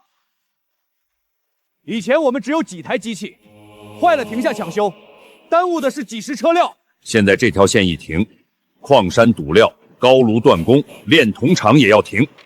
全岛工业链跟着停摆。指挥，是我的问题，我只想着怎么把它造出来，没考虑坏了怎么办。从今天起，坏了再修的时代结束了。老马带电工班，老孙带机械分拣组，志强，你牵头做日值年表，分班倒，2小时查一次，谁负责的段出了问题，为谁试问。明白。传送带能稳定把矿送进工厂。电解铜、优质钢的产量就能稳住，全岛工业体系的供血能力够支撑更大的家伙了。指挥，这底下标的尺寸是船坞。没错，先把干船坞的主体交起来，再把码头的起重天车立上。指挥，我们要造船，先把海燕号拖进来，按军用标准加固船身，加装钢板。这海面上不太平，我们要让任何靠近的外舰知道，这座岛现在有压了，我们要在这里重建家园。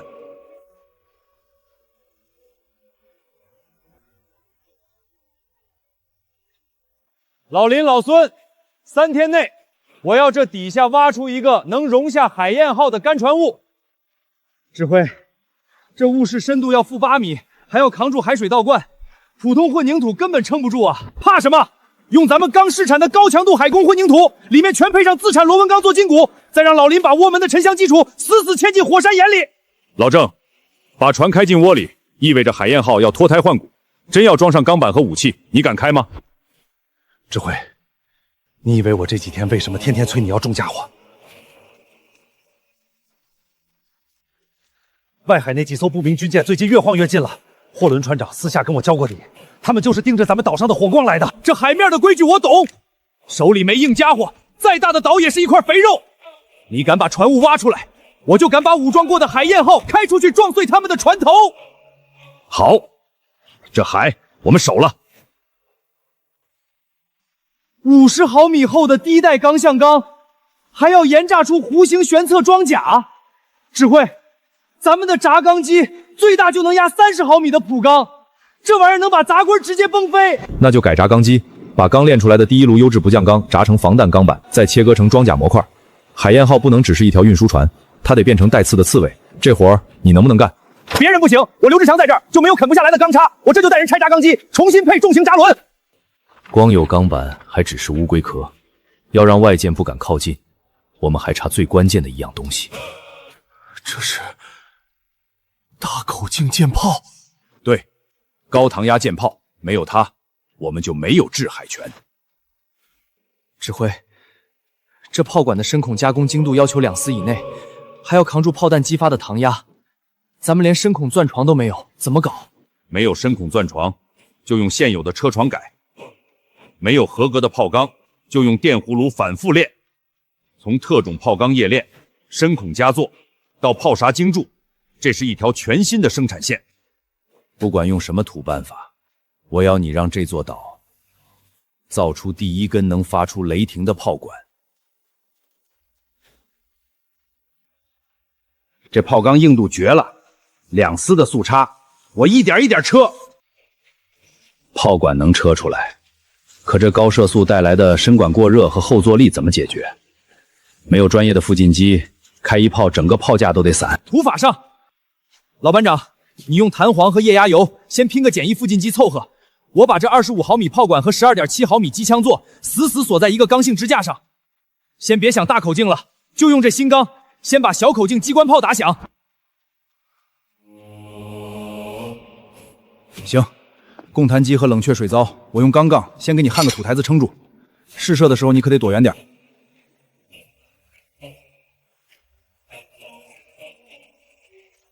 强子，这可是实弹，后坐力没数，扛不住就松手。别废话，我倒要看看他敢不敢想。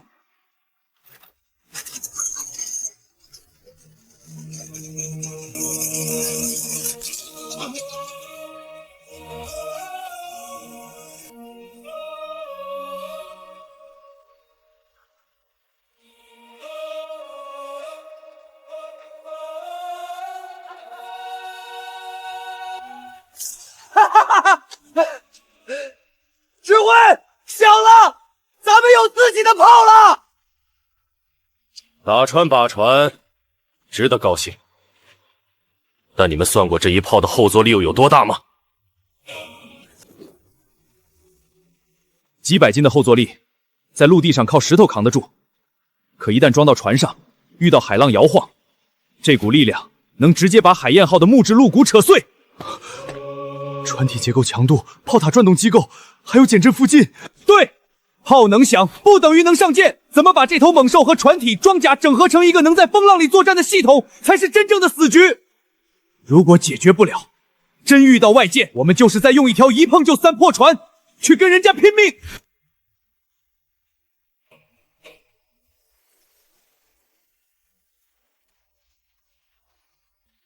起，慢着，落！娘的，跑了半辈子运输的破木壳子，今儿也算穿上铁甲了。老郑，这几块带加强筋的防擦标必须死死焊在龙骨上，再用康钢铆接到甲板。别急，你这焊法是死力，在钢板和咱这老木质龙骨之间必须给我加一层后衬木和防擦标，不然海浪一颠，铁甲和木板硬碰硬，不出3天就得漏水。得嘞，你懂水，我懂铁，听你的。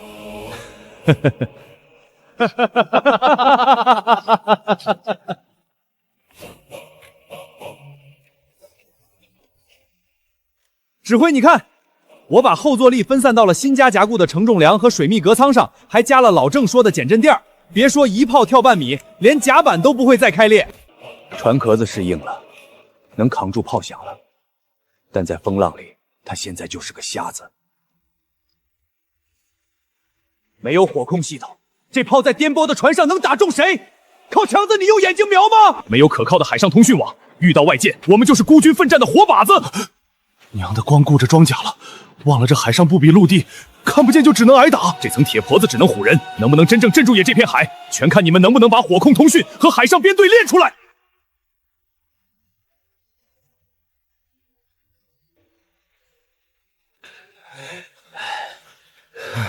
航海班扩编到30人，从今天起，你们不再是送货的运输队，是海防巡逻队。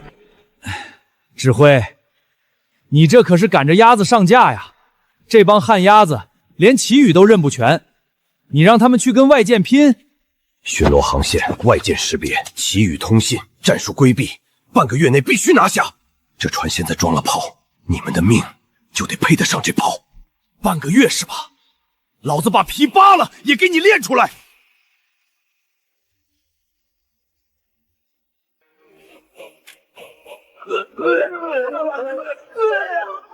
没吃饱吗？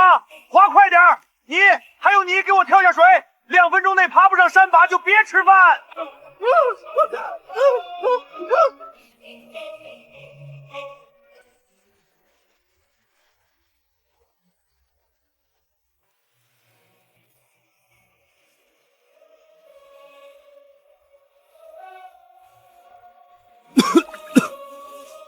你疯了吗？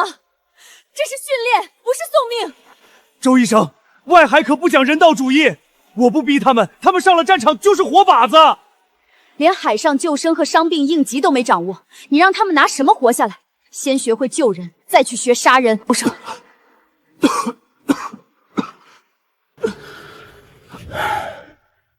先把救生流程练熟，战术往后排。指挥部，外海发现不明大型舰艇，距离不足10海里。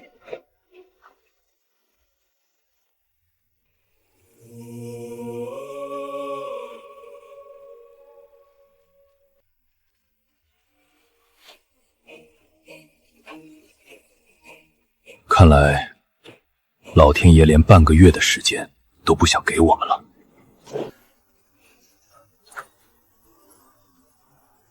是冲着我们来的！刚才已经抵近到领海线边缘，转了一圈又退回去了，这是在摸我们的底。指挥，咱们这刚造的土炮连个正经瞄准镜都没有，跟人家大舰拼就是送死。要不咱们再忍忍，等以后场子大了。忍个屁！这就是试胆！你今天缩1寸，明天他就能直接开进港。吵够了吗？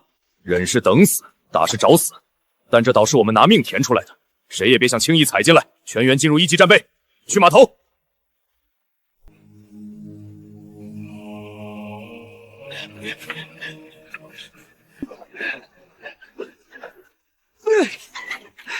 指挥，主炮试射过，后坐力虽大，但焊死了，副炮供弹正常。锅炉压力稳定，动力系统没问题。急救组已就位，跟你们上舰。燃油满舱，淡水充足。我们造的不仅是机器，更是底气。今天就让他们看看，这岛到底砍不砍得动。指挥部，外舰再次逼近，距离领海线不足2海里，航速加快，直逼港口。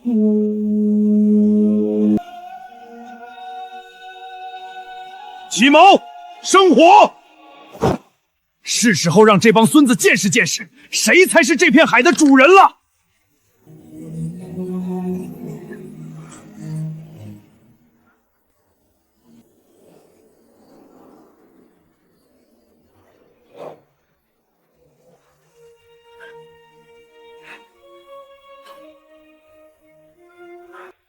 这里是 X 海军，前方不明船只，立即说明该岛礁归属。你们在此处的非法活动必须停止。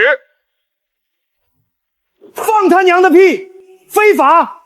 老子在自家门口转悠，轮得到他管？我来说，这里是龙国领土领海，根据国际海事公约，你们已经进入龙国领海毗邻区，立即远离，否则一切后果自负。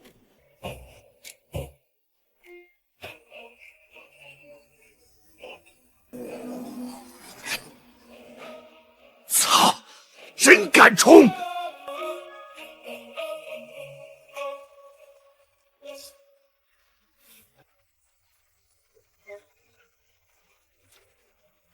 指挥，他要撞过来了！没我的命令，谁也不许开第一炮，那可是大舰，咱们这小船扛不住啊！他们是在赌我们不敢开第一枪，只要我们沉住气，他们就越不了线。开火权在我这儿，船交给你。混迹满不喝，又满舵。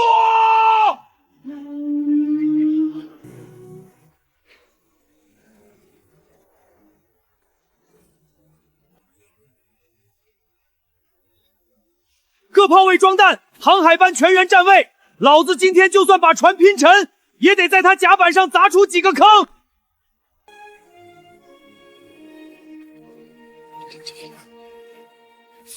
可打！炮杀和尚！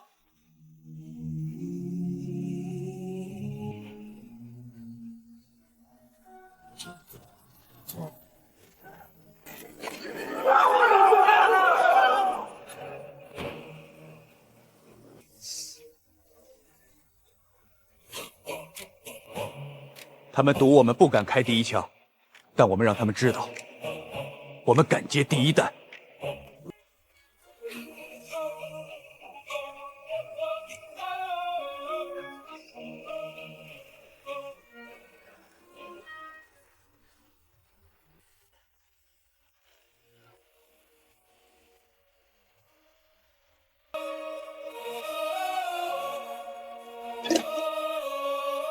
船没事吧？用不用兄弟们立刻去岛礁外围多炸几道防浪机？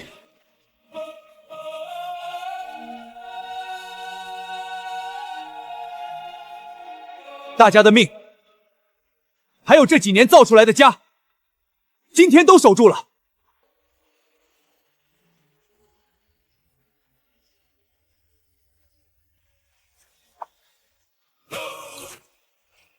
指挥，他们还会回来的。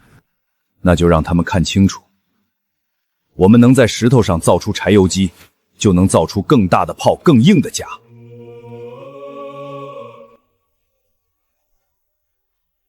这岛我们建下来了，也必须守得住。从今天起，我们不只是建设者，更是守岛人。我会守在码头，把你们一个一个拼回来。你放手去打。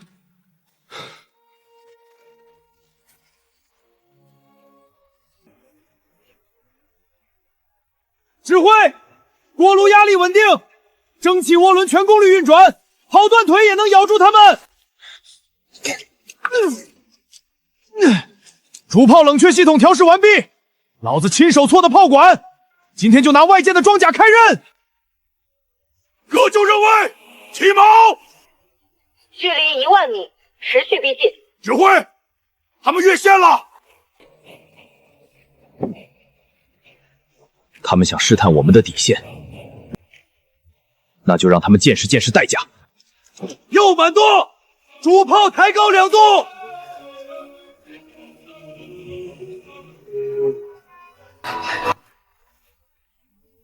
目标指挥塔，越线即开火。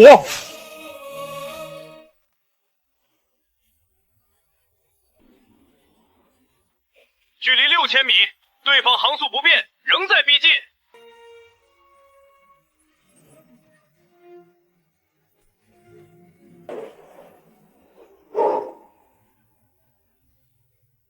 指挥，对面是铁了心要踩我们底线，退无可退，那就打疼他们。老郑，开火权限交给你，只要他们再往前一步，不用再问。主炮听令，目标正前方500米海面，装填高爆弹，开火警告！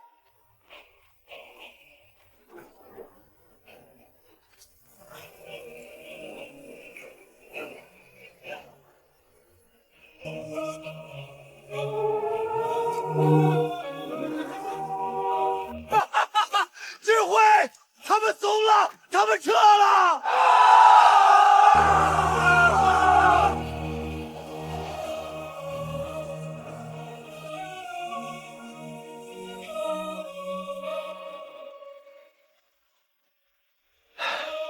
痛快！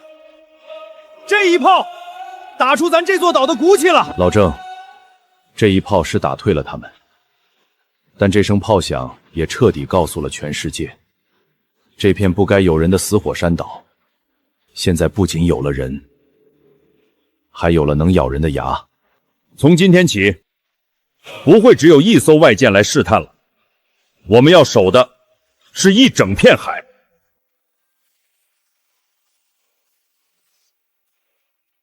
别以为打退一艘船就万事大吉。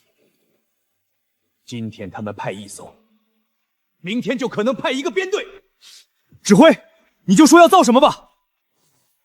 要想守住这片海，靠一艘改装的老船远远不够，我们要造更大的船坞，更强劲的发动机，我们要建立真正的造船工业。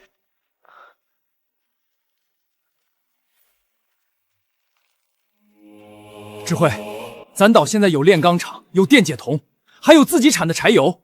海燕号不能只用来打仗，得让它跑起来。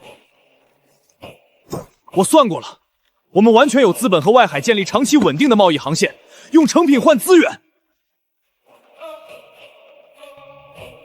江指挥，你看外面，这里已经不是当初那个随时准备撤离的临时工地了。这是我们几百号人要死守的家。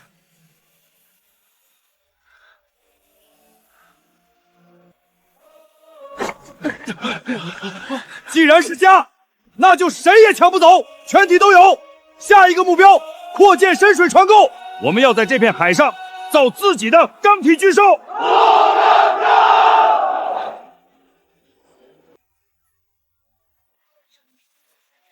老李头，老铁匠是吧？去炼钢厂报道。张顺子，懂点柴油机，机修班缺人。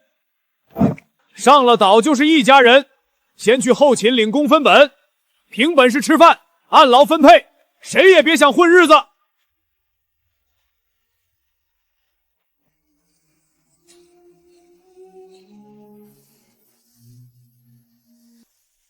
1号炉传火温度再提30度。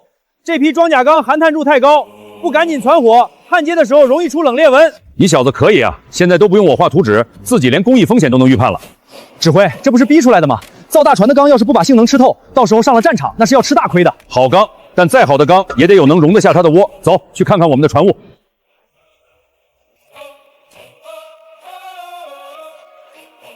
指挥，这船坞不是刚扩建过吗？哼，这小水王。停条1000吨级的老船都费劲，未来的钢铁巨兽吃水至少5米，进不来这浅滩，难道停在外面当活靶子？那还等什么？干就完了！指挥，装填完毕。削平半个山头，把石头填进海里。我要在这里砸出一个能停10000吨巨舰的深水巢穴，起爆！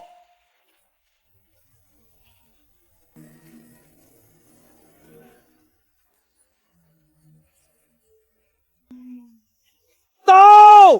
再到！第2排重车跟上！太壮观了！西侧防路塔已经推进了80米，1号镐位的水深也快刮到5米了。够大，但不够狠。指挥，这已经是按10万吨级吞透能力设计的了。这是要塞，不是旅游码头。防波楼继续往南推，把船药整个包进去。主阁位必须藏在那道天然岩坎后面，空中和海面都不能一眼看穿。我懂了，平时当码头，暂时做掩体。我马上调整施工顺序，先把这道屏障封死。你现在看图纸，总算有点带全岛过日子的大局玩了。按您的要求，防波堤兼做消波平台，内侧还能挡直射风浪。主泊位退进岩坎后，平时只留作业口，紧急情况连缠桥都能炸断。码头仓库和调度塔的位置也要按战时伪装来布局。船进来，不光要装得下，还要藏得住，转得快。明白。这港一旦成型，吞吐能力至少翻5倍。吞吐量大了，物资能进来，外面的眼睛也会盯得更紧。指挥，雷达站刚抓了点迹，望远镜也看到了。东南方向外海，3艘不明国籍的船只正呈战斗队形往这边摸过来。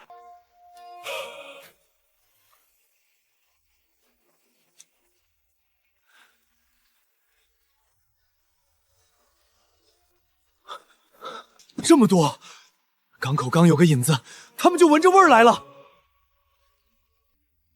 这就是我要建隐蔽港的原因。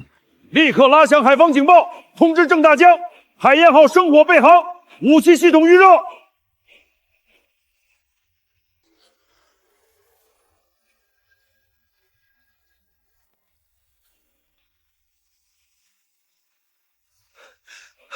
指挥，外舰撤了，他们退到国际航线以外了。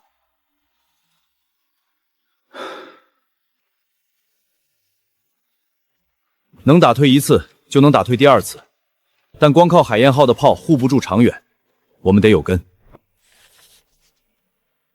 指挥，这是新定的公共卫生与污染监测制度，重污染车间全部实行4班倒，医疗室24小时有人值守，排污口和居入区都设了监测点，每天取样记录。以前是没办法，只能先污染后治理，现在有了规矩，发展就不能再以熬垮家的身体为代价。你真的把这里当家了？不光是家，咱们这儿都快成小城市了。我把食堂、物资站和对外货仓全分开了，以后外来船贸易走专门的货仓，岛上人领中央街道，上人领东西平直，食堂只管做饭，账目一清二楚。以前我只管造机器、搞工程，现在看来，建规矩比建高炉更重要。你们做得对，这岛不能再像个随时会散的工地了。照这势头，咱们的人口马上就要突破300了。指挥，东南外海不是军舰，是一大片渔船和小艇，密密麻麻至少10几艘，正直奔咱们岛来。队长，快看海平线，好多船！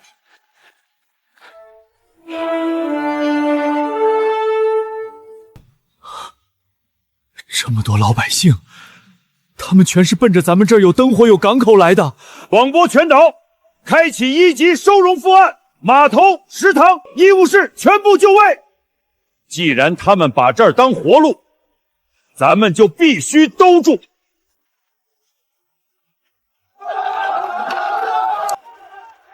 会打铁的站左边，上过远洋船的跟我来，木匠、石匠去后头登记。对，大发了！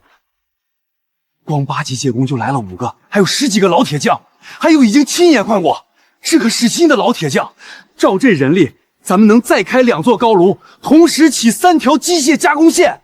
人就是生产力，这岛要起飞了。好，把人盘活，咱们就能啃更硬的骨头。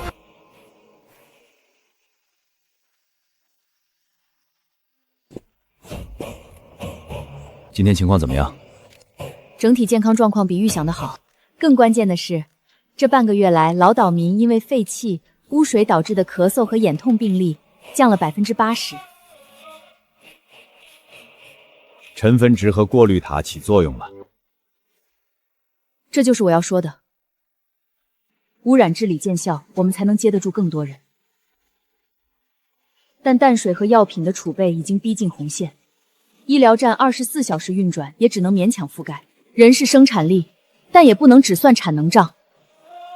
周医生，这可是100多号劳动力啊，产能翻番就在眼前。听周敏的，先把新宿舍区的排污管素跟上。淡水厂再扩容，达不到卫生标准，绝不能开工加人。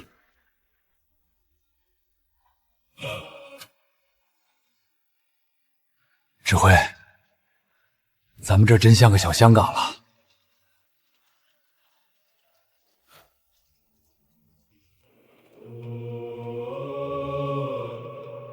白天像香港，晚上要是外舰来呢？300口人挤在2平方公里里的谷地里，没有防空洞，没有预警网，外舰几发炮弹就能把我们这几年的心血和这几百号人一起炸进海两。医疗站连应对大规模伤亡的预案都没有。明天先把人员掩体和疏散通道排进基建序列，但要真正兜住底，我们得有能把敌人挡在海面外的底气。外舰不会给我们太久准备时间的。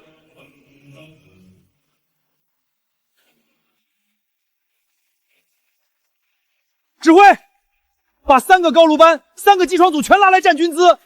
这一天少出多少铁，少造多少零件呀！仗是死的，人是活的，岛越像样，越容易被盯上。外舰几发炮弹下来，你的账本和人全得沉底。从今天起，不管你是车光、钳工还是火索波，上了这座岛，第一身份就是守岛人。老郑，在，你带航海班负责全员海上应急救生和登舰应变训练。得令。老孙在。你的工程连扩编，主抓防空掩体和隐蔽工事。3天内，所有重点车间和宿舍区必须有保命的硬掩体。没问题。周敏在。医疗站牵头，所有人必须掌握战地急救。明白。伤员转运路线，现在就去踩点。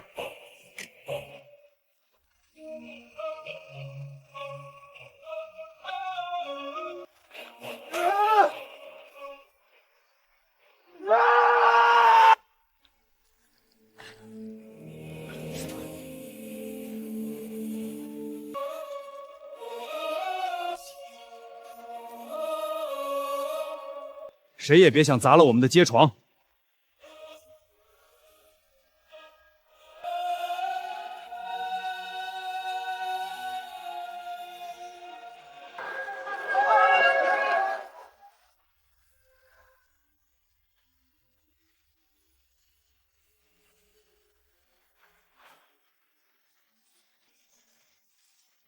指挥，1号矿区听不见警报，有线广播线还没铺过去。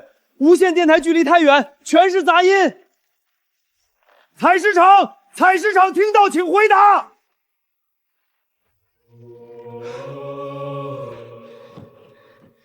靠几台旧对讲机和人跑腿喊话，根本覆盖不了现在的岛。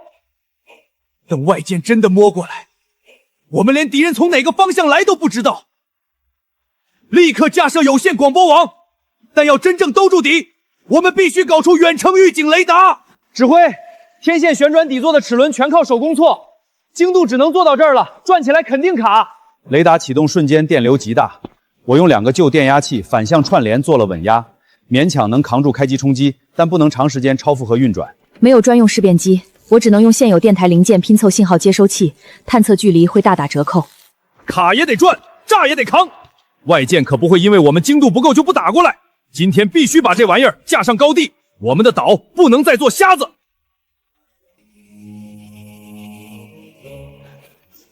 供电正常，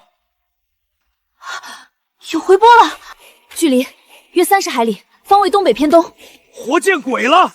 这破铁皮真看见东西了！30海里这位置是前几天路过的那艘货轮。指挥，咱这岛终于长出眼睛了。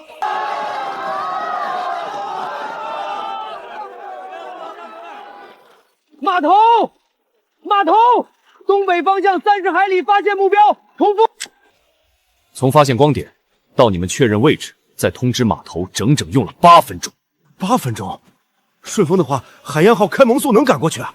如果屏幕上的不是货轮，是敌方导弹驱逐舰呢？8分钟，足够一艘驱逐舰完成2次火力覆盖。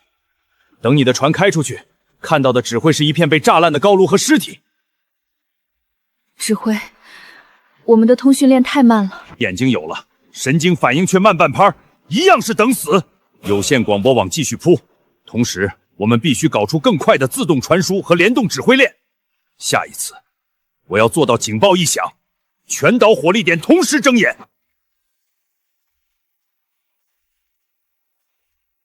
从今天起，全岛实行1套班子2套职能，平时搞生产，战时直接转防御。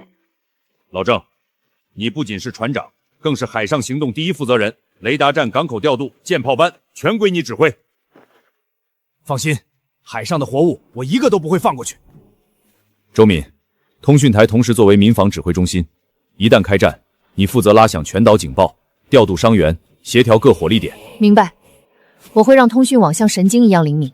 老赵，你的账本就是战时保障单，指挥链不断，我的补给就断不了。记住，我们每个人不再只是工人，而是守图者。下一次警报拉响，全岛必须在30秒内完成反击准备。码头高地后勤组，这里是通讯枢纽，进行临战转进测试。海燕号收到，主机预热，主炮装弹手就位。后勤收到，弹药车已在1号半干道待命。响应时间25秒。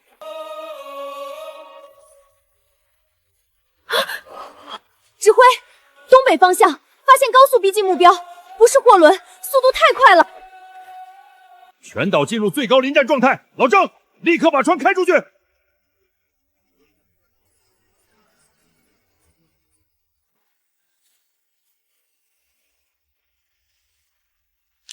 主炮装弹，全速前进！船长，对方挂出国际遇险旗了。前面的船听着，这里是中国领海，立刻表明身份。我们是巴拿马籍货轮，导航故障误入，没有恶意。虚惊一场。指挥部，目标是失联货轮，解除最高警报。通讯枢纽收到，警报解除。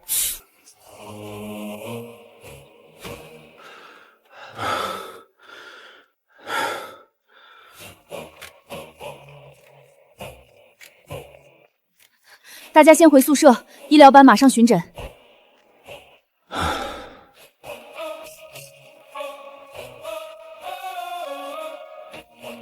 指挥，刚才的虚惊已经有3个人出现过度换气症状，老刘的血压也上去了。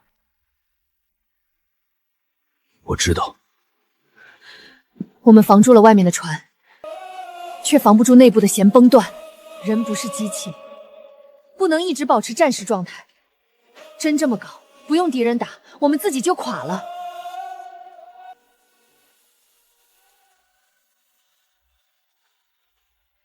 你说的对，我们不能一直紧绷，但也不能放松警惕。那我们该怎么办？建立平战快速切换机制，把战备动作拆解到每个生产环节里。高炉加料班要坚防火力点，机修班要随时能抢修武器，运输车队就是战时补借队。我们要让这座岛既有工厂的效率，又有堡垒的獠牙。平时搞生产，枪响30秒内必须能拿起枪开出船，架起炮。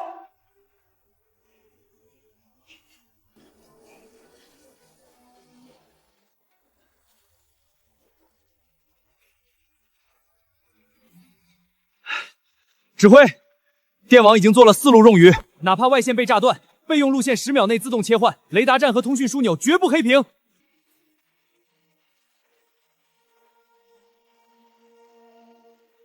要害建筑的防爆层正在加固，地下隐蔽工事也按战时标准往下挖。现在就算有炮弹砸下来，也能多扛几下。速度够快，您那天在指挥部把话点透了，我们夜里一碰头就知道该先干什么。这岛是大家的命，不用您事事催。指挥，账我重新理过了，以后不管平时生产多缺钢材，只要拉响战斗警报，武器零件、药品、弹药一律走1级调拨。谁敢卡物资，我老赵第一个不答应。干得漂亮！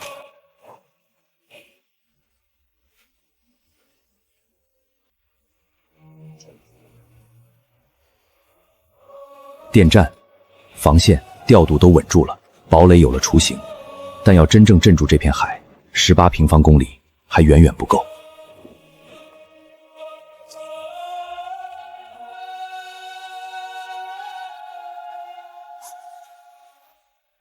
既然要长，那就往深海里长。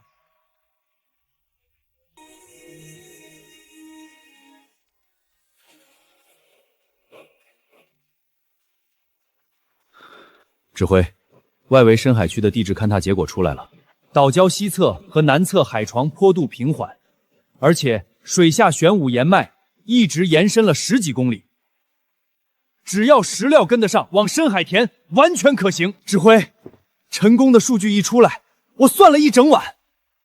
咱们不能再像以前那样见缝插空的乱盖了。我觉得未来必须分成4个区。哟，林班长现在都会做规划了。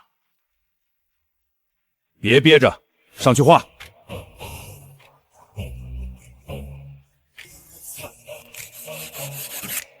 这是重工业区，这是新的居住区，这是港口区，还有沿海的防御工事区。咱们要建的不是工地，是一座城。格局再大一点，重工业区往南推，基筑区全搬进上风向的新陆地，港口要能停得下舰队，防御区直接前推5公里。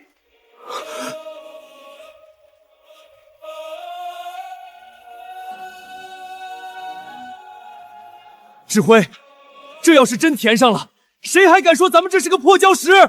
天上发！先别忙着激动，算算账吧。按这个方案，需要填海的土石方量超过3000万方。3000万方？指挥，咱们现在满打满算只有1台挖机，5辆自灭车，就算连轴转，人歇机器不歇，也得干30年。30年，那黄花菜都凉了。外舰要是再来，咱们连一半都没填上。哼，所以不能靠人扛，也不能靠现有的破铜烂铁慢慢磨。志强，把现有的设备图纸全给我扔了，我要你造真正的重家伙。要造什么？练斗式挖泥船，还有能拉50方的自血驳船。我要让这座岛以肉眼可见的速度向深海咬过去。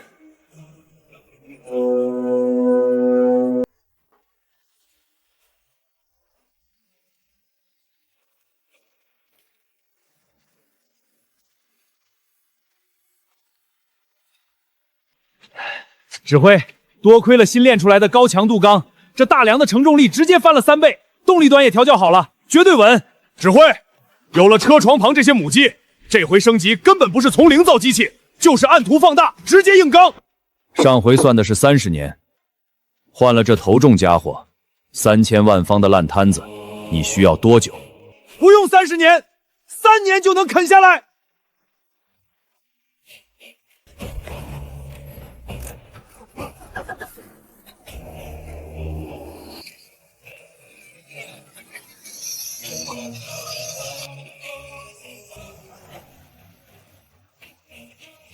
乖乖，这哪是车，这简直是头吃石头的猛兽！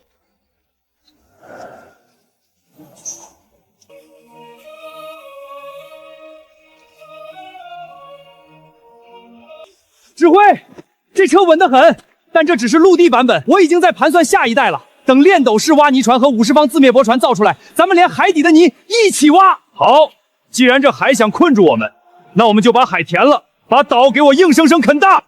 从今天起，这座岛的扩张速度要让所有人胆寒。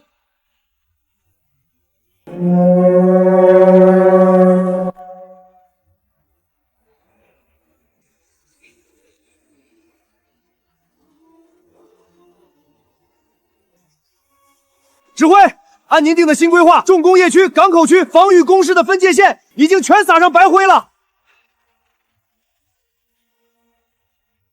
不再是以前那种车间宿舍挤在一起的鸟笼子了吧？绝对不是，这次是真正的功能区划分，路宽6米，地下先埋好钢筋混凝土涵管，水管电缆全走地下，哪怕下暴雨，新地盘也绝不内涝。好，既然要建，就建一个谁也轰不塌的铁桶江山。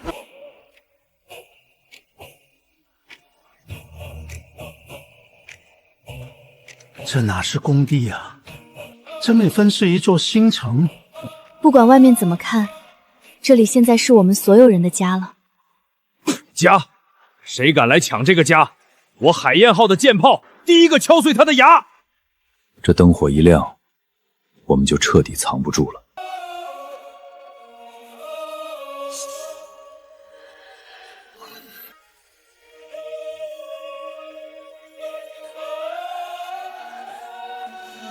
指挥，瞭望塔和雷达同时报警，外海发现大型舰艇编队，距离不足20海里，正在高速逼近。拉响全岛战备警报，航海班全员登舰！老子倒要看看今晚谁敢踩过线！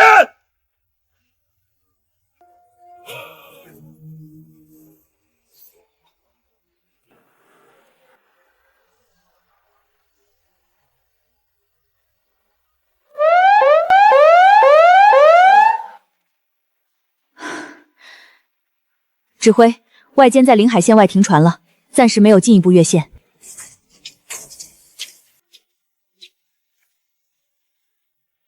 别以为退了就没事，这几天临近海域的外舰比往常多了3倍，侦察机天天在天上转圈，这是在拿探照灯扒我们的底。单靠一艘改装的老船挡不住一个编队，但在造出下一艘战舰之前，我们必须把海燕号变成一根谁碰谁流血的铁棍。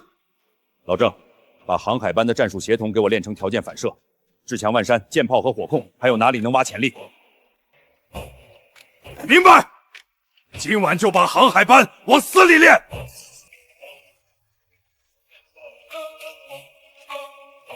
指挥放心，炮管外加装了海水冷却套，连续射击上限提了1倍，炮瞄计也做了防抖校准。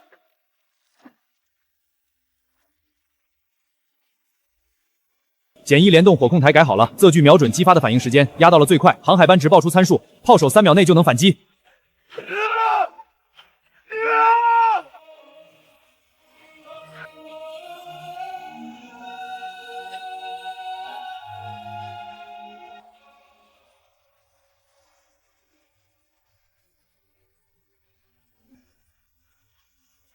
起锚，全舰进入实战巡逻状态。各炮位装实弹，今天谁敢过线，就把谁的船壳子打穿。左满舵，战术机动站位，主炮调整射击诸元。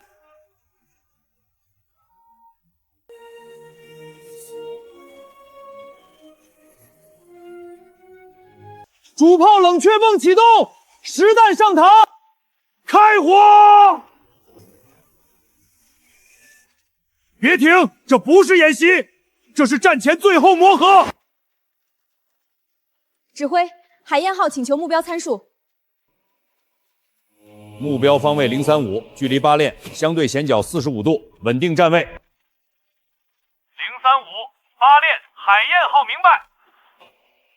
老郑，后方海域干净，放心咬上去。得令，哈哈哈，这条老命交给你指挥了。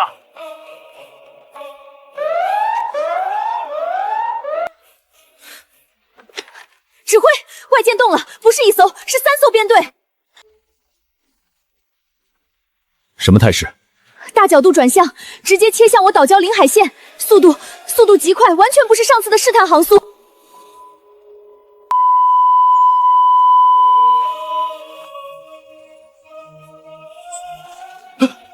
船长，他们冲过来了，领头的是艘大舰，给我3个！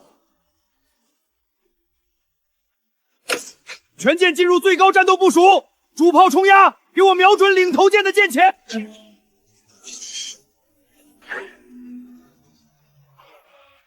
老子看谁敢过线！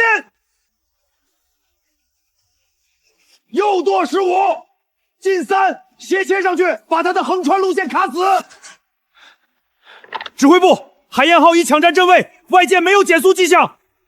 老郑，别被他们的节奏带乱，先打灯光信号警告，主炮备变，火控雷达持续照射。没有命令，坚决不开第1枪。得令。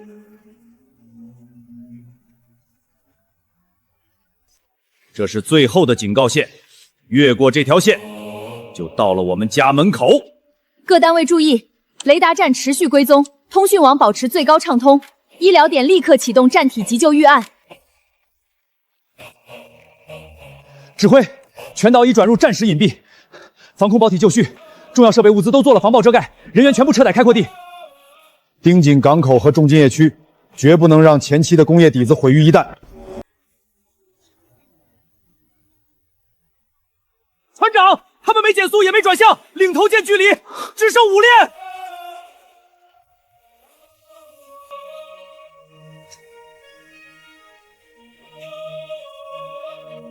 主炮手瞄准领头舰舰舷，再往前1步，老子就把炮弹送进你的水线！警告无效，主炮开火！开火！指挥部，外舰转向。老郑，不要追击，稳住阵位，把他们逼出红线。各单位注意，外舰转向，全岛继续保持隐蔽，医疗与通讯网待命。指挥，重工业区高炉变电椅以及码头船坞都已完成防爆遮盖，人员全部撤入掩体，没出乱子。做得好，这时候最忌露怯，也绝不能给他们留下挑事儿的把柄。告诉全岛，只要他们不越线，我们就保持克制；只要他们敢再进1寸，就坚决打回去。船长，外舰停航了，试出来了。现在开始估摸着咱们的火力和速度了。全舰保持1级战备，锅炉压满，炮口给我死死叼住他们。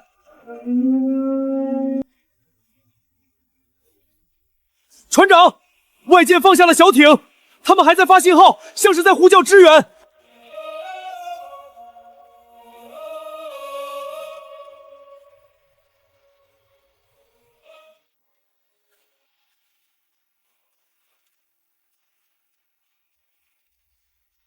他们停航不是撤退，放下小艇是在侦察我们的火力死角。大舰在等空中支援。指挥，海燕号主炮射程够不到外线，请求抵近牵制。不行，留在现有阵位，别给他们开火借口。周民，立刻下达要地防卫指令。全岛注意，进入最高要地防御状态。重复，最高要地防卫。动作快，防网必须遮住高炉火光和厂房。这不仅是工事，这是咱们的家，都使点劲儿，绝不能让那些外国佬把咱们几年的心血一炮轰烂。1号包扎点设在1号井旁，重伤员直接送岩洞深处。无论如何，人不能有事。老林，油量库的土伪装全盖上了，没冒烟。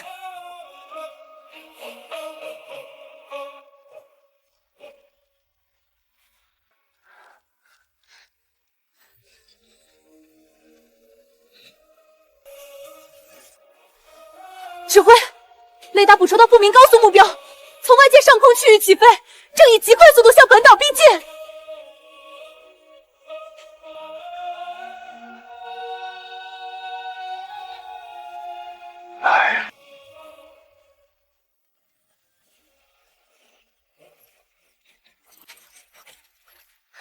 目标速度减慢，正在降低高度，是直升机。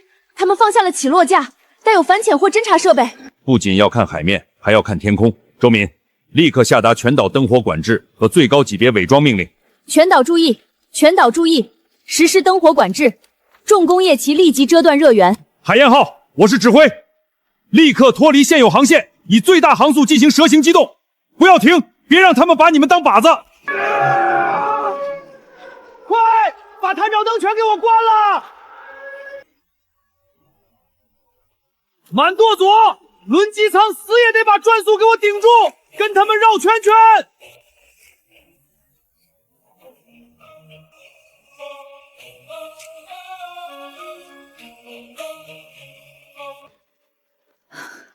指挥，敌机撤离，暂时脱离雷达范围。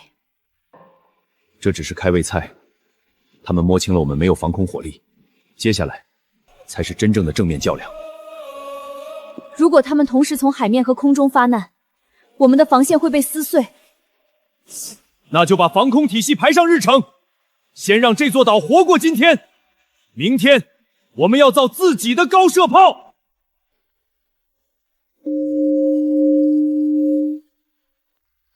指挥，目标转向远离，速度12节，正在脱离雷达范围。全岛解除战备等级。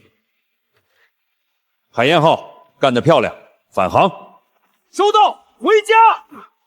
他娘的，老子这条老骨头还能再战300回合。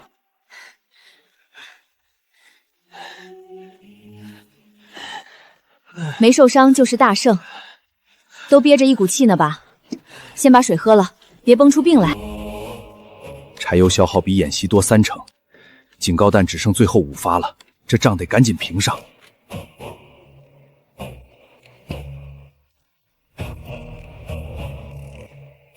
刚才船体晃得太厉害，要是能给这炮加个液压稳定装置，火控还能再稳1倍。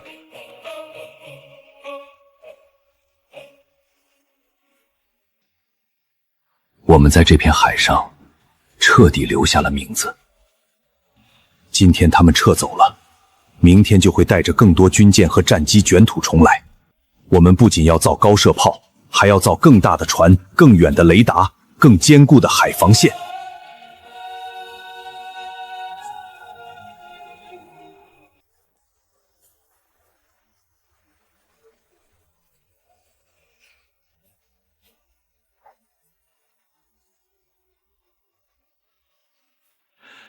老姜，以前这地方连个鸟不拉屎的名字都没有，现在厂子、码头、带炮的船全齐了，咱是不是该给它起个响亮点的大名？名字不重要，叫什么岛，以后让那些试图闯进来的人自己记。他们只要敢靠近，就必须知道，这片海从今天起有人守着。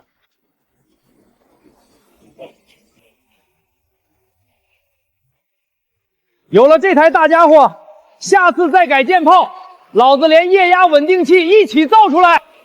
这里不再是随时会被放弃的工地，这是300多口人的家。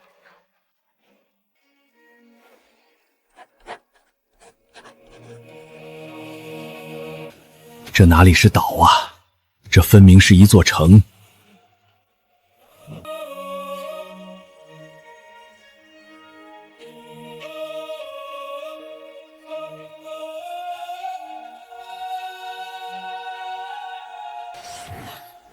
船有了，炮有了，但守岛的体系还缺最重要的一环。